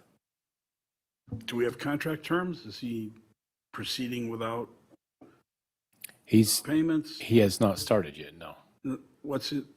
what is his terms of proceeding? Does he just need a contract? Generally, it's a contract, but if we, Want to sign a contract if we don't have any money? if we can issue a notice of award but not a notice to proceed, That's still a legal contract, isn't it? It's a promise to pay between. It's got to two be parties. subject to available funding. okay? I'll have the conversation tomorrow. So then the question is do we want to hold this until 21st or whatever the date is? So the 21st isn't really going to help you because that's just the initial resolution. The borrowing actually happens at execution of sale, which is going to be down the road. November. So somebody tell me how we get out of this. Then you reconsider and who make the motion on the action sheet on E10 item, page 61, subject to available funding, the time of available funding.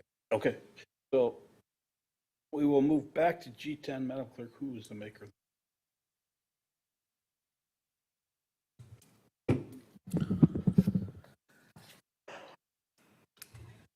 Alderwoman Hanneman, seconded by Alderman Mayor.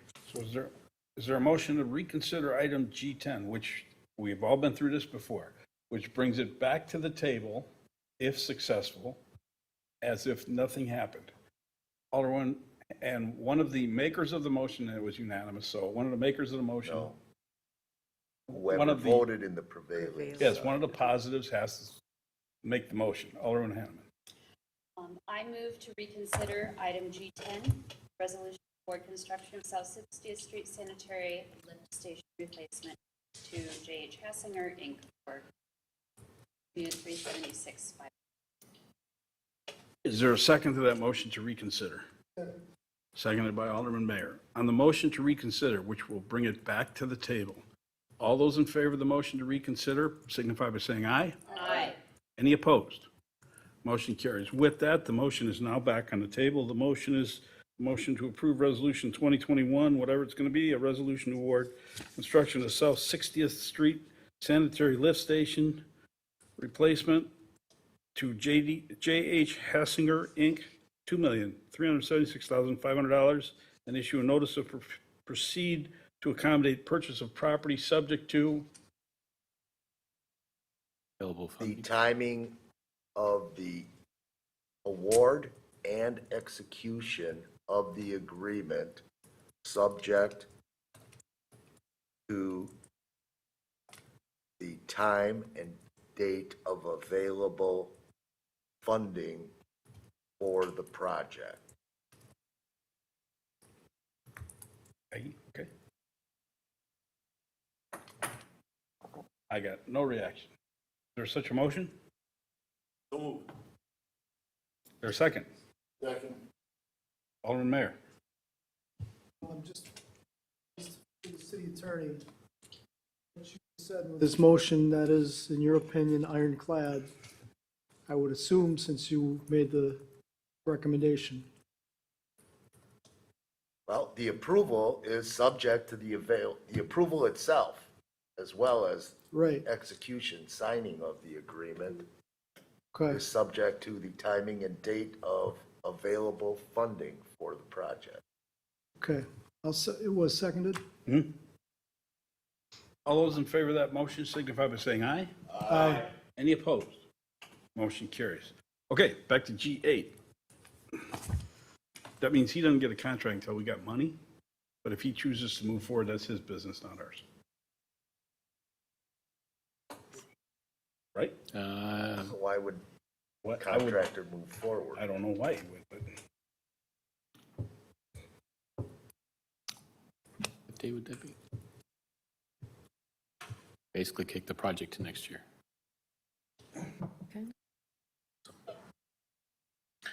okay, G8, it says a word Pleasant View Park improvements. It's actually not that. Alderman Wilhelm. Mhm. Well, At least that's what I think. well, you were jumping around. I'm So just sitting here in the middle I chair. was What trying do to I keep know? track and I figured we were on G8, so Yeah. I'm just making sure. Well, I'm not shocked by what came back. I'm not sure how we're going to get out of this one as you put it on the last one, but my motion and the discussion and the topic has always been that the district alderman feels her constituents want X, Y, and Z. They were more or less promised a replacement for a ballpark and all of that. We had several public meetings, we've had plans and drafts, and I've said all along, 8 courts won't fit. And this council had agreed with that. We weren't going to do the 8 courts. We cut that down, and now we have the pickleball people who have said, if you're not going to put in 8 courts in one place, then we don't really need it. And then we made the motion to stripe the courts for them. And so when we had this on the agenda last time, and if you look at the motion that's here, my motion never intended to include the pickleball courts again, because the tennis courts that are there, they need repair. But it says direct staff to rebid Pleasant View Park project with trails. That was really important because we're trying to connect the development for phase, which was supposed to be phase 1, which became phase 2. Items needed for lawn, trash receptacles, and logical additions. Well, I don't see how the pickleball courts were a logical addition, because they were the one item that put this bid over the last time around. So to expect to put those in there and not give that one item, that is the only item on here that doesn't have an alternate bid for it. It is a base bid for pickleball courts, not an alternate bid. Every other thing on here has an alternate bid, which were part of the initial motion. So in my opinion, this didn't follow the council direction. The goal was to bring it into budget. And it really unfair to the 5 different contractors who bid on this last time, who got it all rejected, because basically it was about a $61,000 by the time you took out the things that Glenn had already done. And now we're looking at a $200,000 over.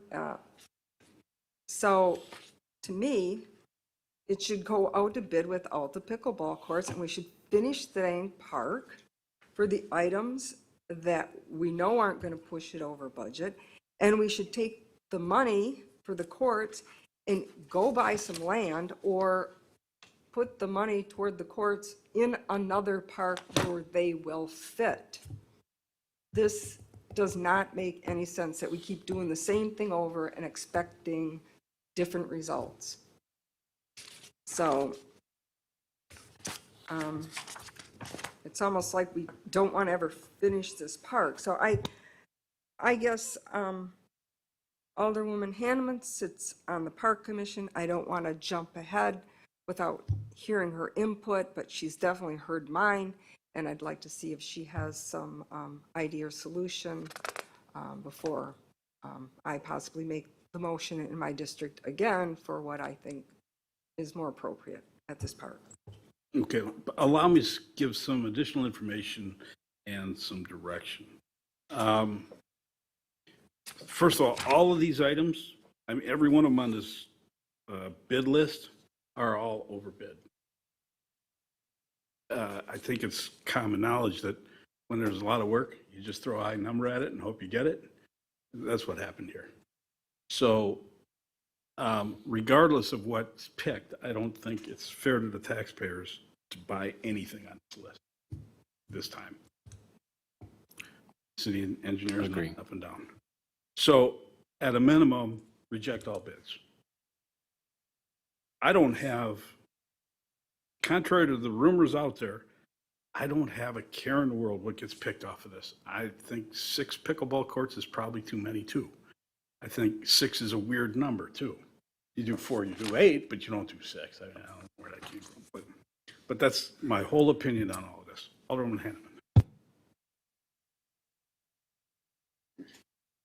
And thank you for your input. Alderwoman Wilhelm, and I agree with you to a great extent.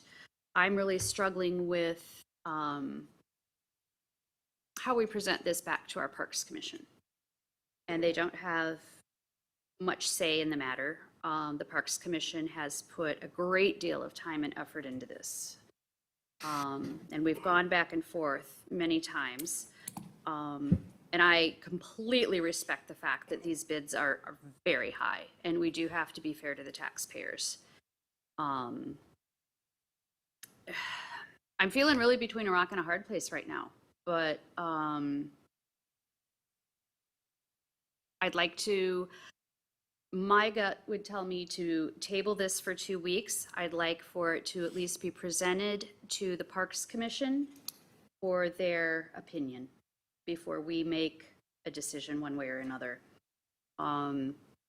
Because the Parks Commission has felt previously that this council has not taken their opinions to heart and respected their hard work and planning. And it's very important to me to also to be respectful and to protect that integrity. So at the moment, I would move to table for 2 weeks and allow Parks Commission to at least have the courtesy of review, information, and opinion. I'll second that. And I think that's a very good idea. But just one thought, if we don't build the pickleball courts there, we're going to be building them somewhere else.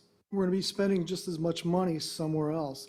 Pickleball is incredibly popular. I've never seen a game, but you can go anywhere and talk to people that just love it. I mean, young people, older people, and everybody in between. It's a growing sport.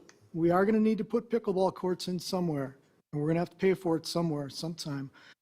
Is there any way that we could take this $388,000 out of here and fund it with impact fees somehow? Keep it there, but pay for it out of a different budget with impact fees, and that would bring everything else in line with what we had for the budget to begin with, correct? So I'm just throwing that out there, if there's any way that could be done. Okay, a couple things, and then Director of Administration can give you the real answer.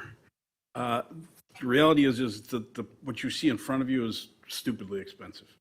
So I would urge you not to buy any of this stuff, and you're the decision makers, not me. But the clean way to do this is just to reject all bids. That gives you time to breathe and see what you're doing. You tell that allows the city engineer to tell the contractor, thanks, nice try, didn't work. And then you can decide what you want to do about pickleball courts. I do want to make a statement about the city responsibility for recreation in this city. Our job is to provide as much recreational opportunity across the city as we can, not to provide concentrated recreational opportunities in limited locations. So I will always advocate that we be careful about the quantity of particular athletic facilities that we put at any one spot. Somebody comes and says, you need to put XYZ stadium up. No, it's not our job. Not our job. Our job is to get neighborhoods out and playing, not the whole community. So I urge you to be careful. Relative to your impact fees, the answer is that the goal is to fund a portion of this via impact fees. Problem is it's a match, as you know, and it's a sliding scale depending on what it is. And Ms. Stino needs to tell us what this is, but if you're going to overspend, you're still overspending money. So, Ms. Stino, you want to talk about what the ratio is here? So impact fees, this is a park amenity, so impact fee in this park would be 47% because of the nature of this park. In a different park, it might be 36%. It just depends what kind of park it's put in.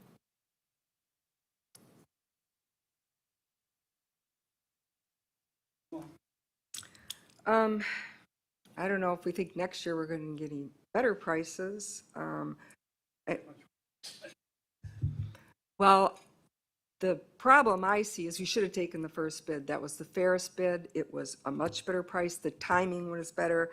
And I'm not going to place the blame on the contractors, because we had 5 contractors bid the first time around, and they were all very close. This time around, we got 1 of those 5 bidding on it. And, you know, they put in all that work, and then we rejected them. And then we asked them to come back in on a really short time frame on the end of the year when they probably had all their projects. And of course, you're not going to get a great price with that. I think the biggest problem comes with following what the logical addition should have been, and the fact that the biggest amount wasn't put in as an alternate bid because Alderman Mayor said, can we just, you know, take one of these out? Had the pickleball courts been an alternate bid, we might be looking at a price we could stay in for. And I didn't compare these to the last for every one of these items, but that should have been a good comparison to see what exactly, how these items for each one of these were equal or the same to the last bid. But I'm not so sure next year will be better. But all the bid items and the ultimate bids were on the wrong items, and we must do better, because this does not make us look good with the contractors bidding on this. So I guess the motion is on the floor to table this. I'm fine with that. I would also like, when the Park Commission discusses this, if Alderman Hanman could bring up the possibility of using some of the pickleball money to either put it in an alternate place where you could get 8, or in addition to that, using the money to buy land, which they also need, because we don't seem to be getting anywhere with this. So I'll call the question on the table. There's a motion to call a question. Is there a second? Second. On the calling the question, all those in favor? Aye. Any opposed? Motion carries. On the question, the motion is to,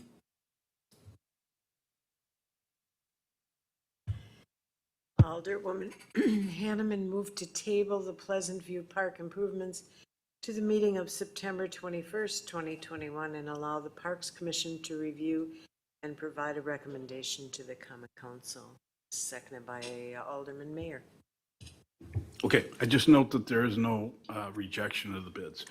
On the motion, all those in favor signify by saying aye. Aye. Any opposed?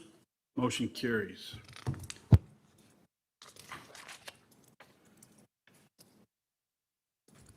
According to my notes, which are subject to silliness, we're on G12, page 67, which is a change order number 1 and number 2 and 3 for $8,856.75 for Market Avenue. Alderman Wilhelm. Page 67. So on this item, I'm not understanding how this didn't get caught previously. I'm only objecting to the city paying for the change order of the $1,856.75. Mr. City Engineer. And my reasoning I'm going to give is, number 1, every plan design, if it doesn't, should have the contractor is to verify the depth and location of all buried utilities. That is a standard line, and if we don't have that, we better start having it. Number 2, it says in here that it was located by USIC, which my understanding is Digger's Hotline. You're not supposed to be even doing any work till you've had Digger's Hotline, so it should have been caught at that time, and also should have been caught during plan review. And Lynch had the plans. We took over the contract from Lynch as a municipality. Maybe Lynch knew it was there, and we could have prevented this. So I'm saying that the change order for that amount should be borne by, if that's in the contract, to verify the depth and location of utilities, it's not the responsibility for that cost. And I don't think the taxpayer should pay for it.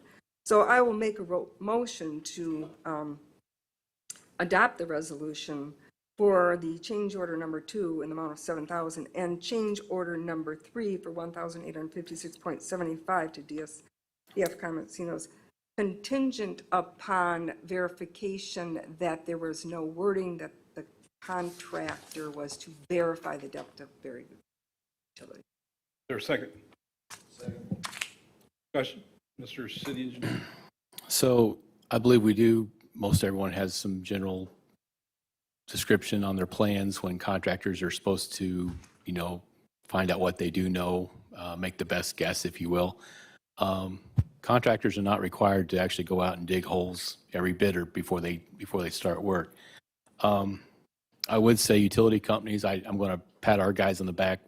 We do an awesome job. Every time a locate comes in, they do their best to get out there and locate to the best of our abilities. Not all companies do that. And especially these past few years, everyone's been so busy. I can tell you that the designer will call for locates. A lot of times they're not done. Just simple fact. So we make our best guess, we move on. When you're out in the field, materials are ordered, they dig down, they find a locate there, or they don't mark it till the day you're ready to actually dig it. So I don't know that I'd place the blame on the architect or the engineer or the contractor. It's just one of those things that's fact of construction life that they don't always get located like they should.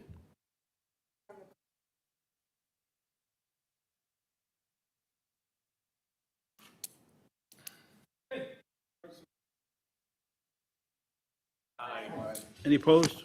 Motion carries. Motion carried unanimously because the mics are off. Let's see, G13 is, on page 73, is a resolution issue change order number 4 for the Pleasant View Park Pavilion. It's taken forever to build. Ray Stadler Construction saving us $3,000 because we did a design change. Second. So, Alderman Wilhelm and Hanneman. All those in favor of the motion to approve signify by saying aye. Aye. Any opposed? Motion carries. Leave it alone. Page 77, July 2021 financial report. Any highlights, Mr. Rothenberg? Reviewed those at the finance. Any questions from the council? Motion to review and place on file. Second. Hanneman and Nelson.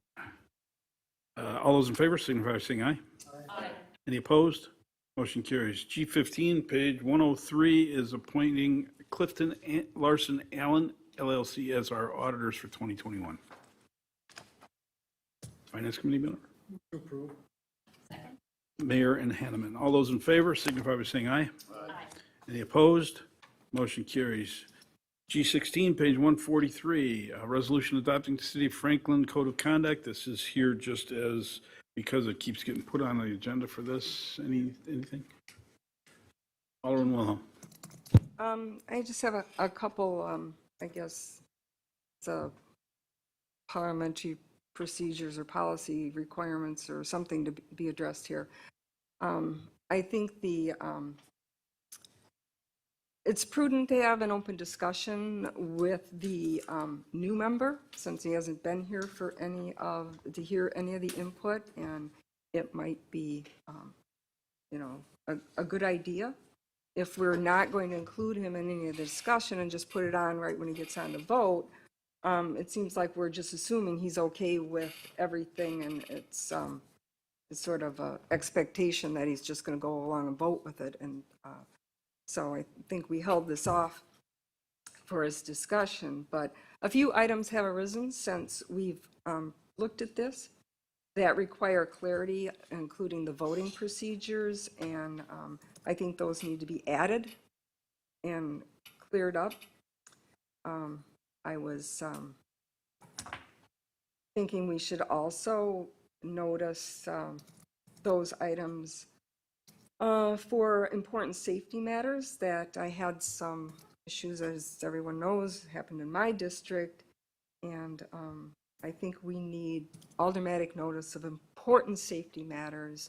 I don't like finding out about something that critical on Facebook, so I'd like to include some sort of notification to the alderman on important safety matters. in our districts, prevent this lack of information. If I'm not watching Facebook and it calls about something this critical, I'd like to know ahead of time on that. So, and we need a review, I think, of the charter ordinance.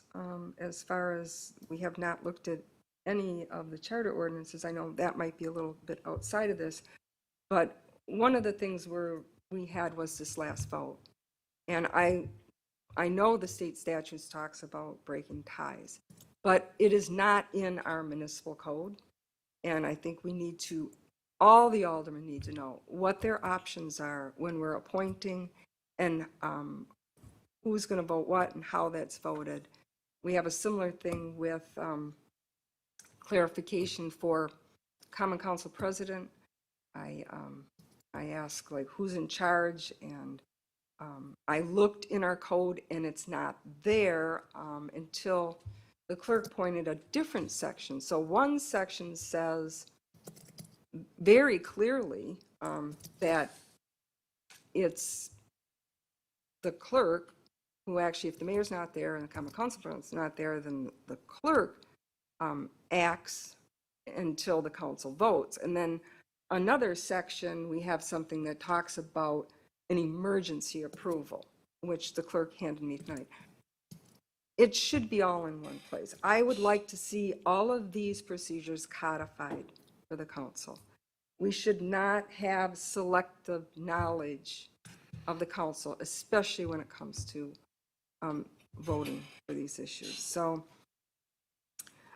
it's not clear to me that, you know, a full council was required for an vote to go on this agenda for the common council president. I'm told it's the wording is the full council, but when I look for the wording for full council, I'm not seeing that exact wording. So please, can we just codify all of these points so we all know the procedures and we can easily find it in one place?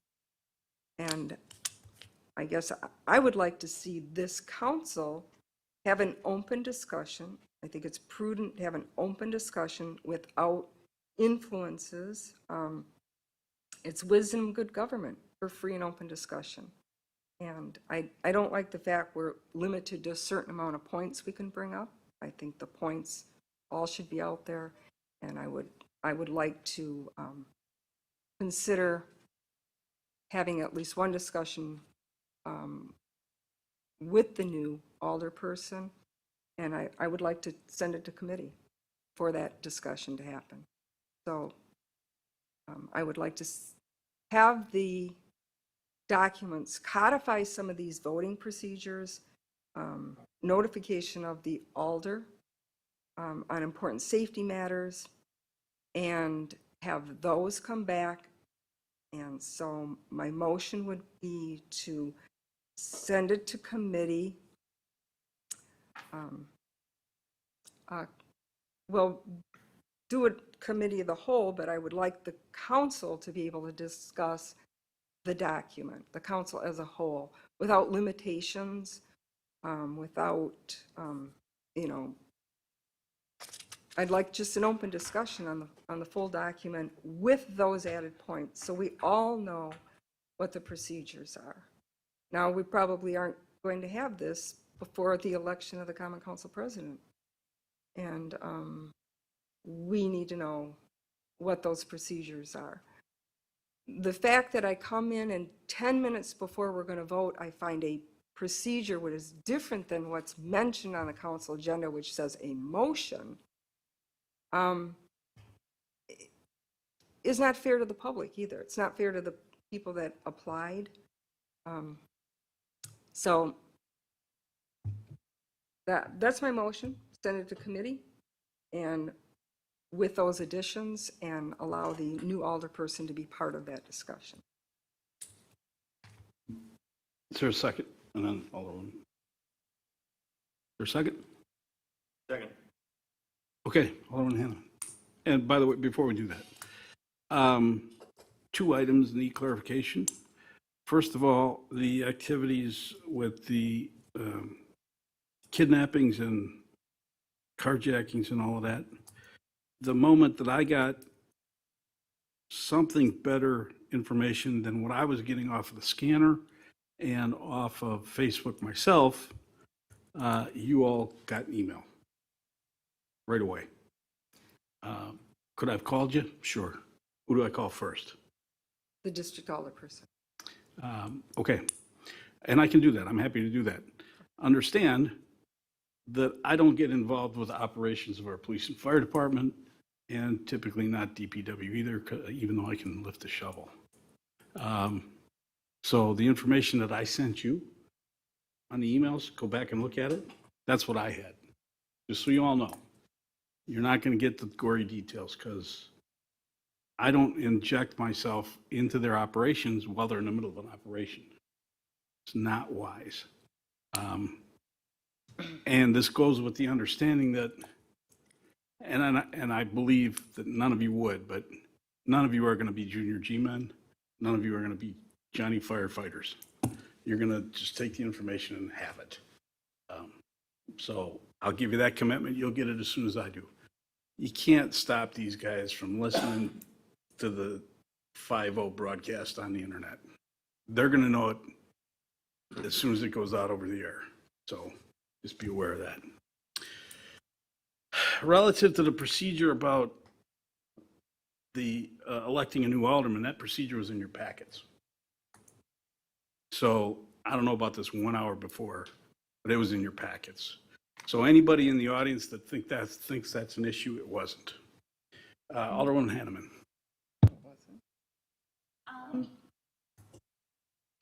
One of the reasons that we've embarked on this process of creating the code of conduct and council rules is on the recommendation of this attorney representing the city's liability insurance provider.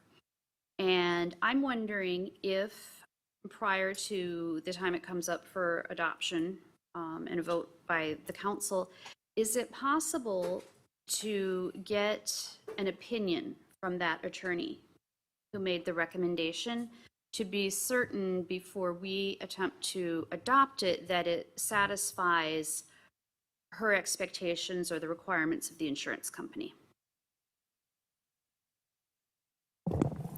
Sure. Okay, thanks. Oh, by the way, I've been to a chief executive's workshop, and there was, I don't know, maybe 75 mayors, village presidents. And I would say 2/3 of them dealing with this issue right now. Delineation of responsibilities, who does what, what are the lines? So we're not the Lone Rangers. It's okay. On the motion to refer to committee of the whole, Alderman Barber. I guess I'm not clear what we're going to open up as far as another can of worms. I think pretty much of this has been gone over multiple times. I don't want to see us have to go to a meeting where we're going to be here, where we hear all those same issues again. I think it's kind of decided. I think a new meeting would be just to bring the new person up and just if there's any clarity there, rather than opening it all up for discussion again. I think if he's got questions, we can answer that and help move it along. I think we spent a lot of time on this, and I think it's time to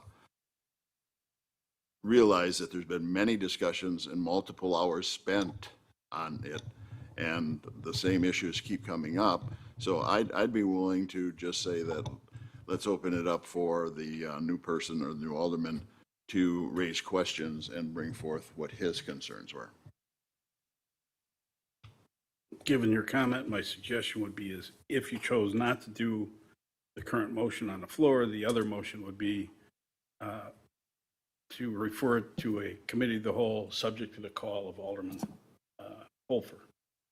That would be an alternate motion. Alderman Wilhelm.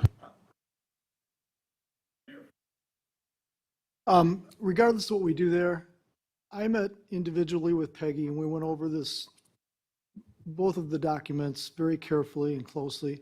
And the one-on-one allowed me to be able to do that outside of the meeting. obviously it's public, it's still a public document. But at the meeting, we all have 300 different opinions, and meetings aren't necessarily the best place to do that. So it was very productive for me to meet individually with Peggy. I guess regardless of the way that we go, I think it would be a good idea for Alderman Hoffer to meet with Peggy to go over this, maybe give it to him ahead of time, and then if he has questions, then he could get clarification, so he could kind of start a discussion with us where we're already at.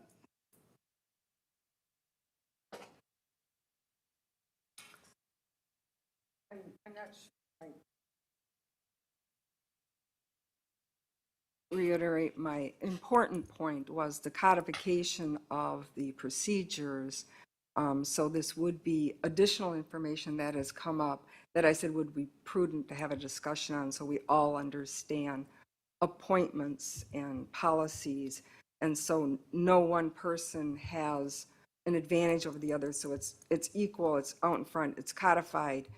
And that was the things that were part of my motion, was to bring that back, and it would be it would be added to that, so we can all understand what is the role of the council, what is the role of the mayor, what is the role of the chair. Are we going to, is the mayor part of the debate? Is the mayor, I mean, these are things as procedure. We have not codified this, and we're having, the opportunity to do this. And so I'm not going to amend my motion to allow this just for one alder person, because we all need to know the policies and procedures for how we put people in office and that. So my motion stands. A couple of words were used again. Something about being equal and advantage.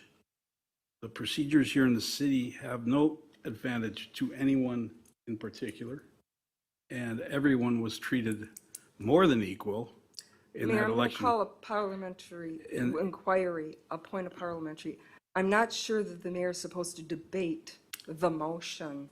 I didn't think the mayor was part of the debate. He's supposed to move it along. So I made the motion. It's been seconded. I don't think there's anything wrong with being prudent and codifying those rules. And that's all I'm asking that we do. This is a very important document for our constituents and how we can represent them. All right, we're all going to recognize that the mayor was making a point that had nothing to do with debate, but was clarification, and that the mayor yielded the floor out of courtesy. Thank you. For an inappropriate motion. So, again, that procedure was in the packet Friday afternoon, posted online for everybody to see. And it was very studiously reviewed by the city attorney, director of administration, the clerk. It was referenced against state law. It was referenced against our own code. So it was absolutely proper. So everyone was treated equally and fairly. No one had an advantage. Relative to the other items, I don't have a problem in the world with it. I don't know that we need another discussion unless Alderman Holfer wants one. Alderwoman Hanneman. And I guess that's the point that I want to make is I feel we're here debating, making a decision for Alderman Holfer.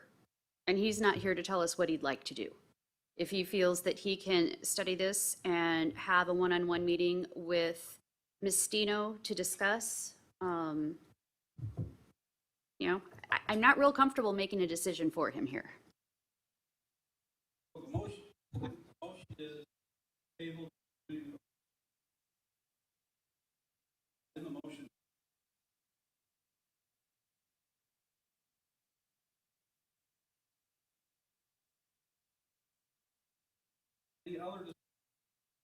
Just one clarification. I wasn't suggesting that we put a motion together that would force Alderman Hofer to meet with Peggy. I was only saying that it was very beneficial for me and the offer should be extended. And that might eliminate the need for any further discussion on the rest of this, because I don't think he needs to sit through the whole discussion of the documents word for word.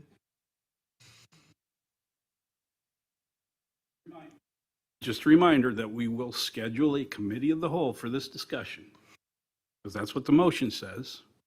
And everybody knows I do exactly what the motions say. The motion says to refer back to committee of the whole and to add these couple of items. I'd like to be at the regular committee, the whole meeting, and not a special, the regular one at the first of the month, like we typically have a committee of the whole. Okay. So, all right, that'd be October the 4th. On the motion to refer to the committee of the whole and add those couple of items. All those in favor to schedule a committee of the whole for October the 4th and add those couple of items signify by saying aye. Aye. Any opposed? Motion carries. Okay. Item 17, ordinance to amend 2020-2453 to give us some money to spend on $18,000 worth of chairs for this room, the hearing room, and the lobby, courtesy of the Franklin seniors.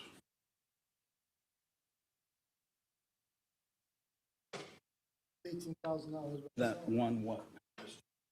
That chair, sorry, man, you're stuck with it. He's got the cushy one. He doesn't care about us. My, I got news for you. Madam Clerk.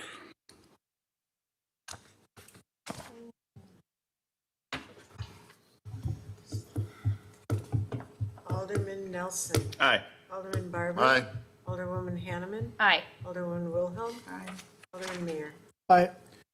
Motion carries 5 ayes, no noes, 1 absent, no abstentions. For the record, for all of those of you watching at home and going along on the internet, this is not taxpayer money. This is money donated by the Franklin Senior Citizens, Inc., which is disbanded. Now to go spend that money, item G18 is authorization to purchase new chairs for the common council chambers, the hearing room, signs, and a recognition plaque, and new chairs, furniture for the 2 lobby areas within City Hall. And by the way, it's that chair with 2 different, one with arms, one without. And if you haven't sat in it, it's a marvelous experience. So move. Buy Second. 6 extra for up here. All those in favor signify by saying Barbara gets to sit in his chair until he doesn't anymore. Aye. Aye. Any opposed? Motion carries. G19 is a population estimate, shows us at, where is it, 36,646, which is an increase of what, 1,500-ish? Question for, Alderman Hanneman, or Wilhelm. this makes us a class 3 city? Maintains a class? Madam Clerk, the answer is no. We are already designated. We had requested to be a class 3, a third class, not class 3, a third class city. Okay. And that is up from a 4th class, but we're still at that level. Thank you. And we get nothing for it, other than lots of, You get penalized. we got lots of awards. We do, I am going to put a plug in, if we go over 35,000 in population, that is when we ended up having to start reporting election results by ward as opposed to by aldermanic district. But again, when I say we get nothing, that means we receive nothing other than additional work. Clarify. The clerk did. Third class city. Clear. I She clarified did. that, I believe. You said 4th class, up to 3rd class, and still the same. We are a third-class city in the state of Wisconsin. Move to place on file. Thank you. Nelson seconds. All those in favor? Aye. Any opposed? Motion carries.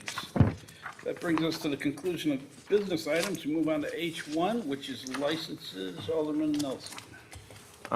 First one, Ellis, hold for appearance, again, no show. Halfway to St. Patrick's Day Party Mulligans is approved pending inspection concerns. And the rest are approved. Is there a second? Second. Before we do that, Mr. Chairman, how long do you give them before you say, you got to refile? Well, I believe this will probably be, we'll look at the next one. If she does not appear, then we're going to make our recommendations to Madam Clerk. Madam Clerk? Madam Clerk? So what the license committee has done in the past is if there were 2 no-shows, the third time was usually a motion to table until the applicant contacted the clerk's office. So we make phone calls and we send emails to tell them their appointment is this time, and they verify it, and they say, I can be there. And after 2 times with them not showing up or giving us a call the next day, sometimes people will call and say, something came up and it was an emergency and I couldn't make it. But if we don't hear from them after 2 times, then the license committee makes a motion to table it. Then I'd like to switch that motion then, table, on that one subject. If I can do that? That'd be Alexandra Yes. Ellis to table instead of. Table pending her contacting. Correct. clerk's Table office. pending or contacting. All right, on that, all those in favor, signify by saying aye. Aye. Aye. Any opposed? Motion carries. We move on to vouchers. Is there a motion approving the city vouchers and ending date of September 2nd, the amount of $2,769,982.39, and payments of the payroll dated August 27th in the amount of $426,478.81, and payments of the various payroll deductions in the amount of $547,875.62, and sitting matching payments. And property tax disbursements with an ending date of September 2nd in the amount of $6,372.11, and approval to release payment for purchase of the lift station property not to exceed $50,000. So moved. Second. Madam Clerk? Alderman Mayor. Aye. Alderwoman Wilhelm. Aye. Alderwoman Hanneman. Aye. Alderman Barber. Aye. Alderman Nelson. Aye. Motion carries 5 ayes, no noes, 1 absent, no abstentions. As you wander through City Hall offices, be sure to stop and say congratulations to Katie Ribidoll, who is now full-time in the clerk's office, and she is definitely an asset to us. Is there a motion to adjourn? So moved. Second. All those in favor? Aye. Any opposed? Motion carries. We are adjourned.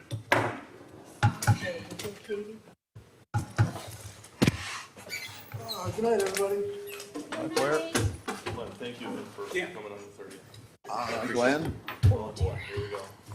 I'm gonna need some time, maybe an hour and a half. An hour and a half. I got about 3 or 4 items.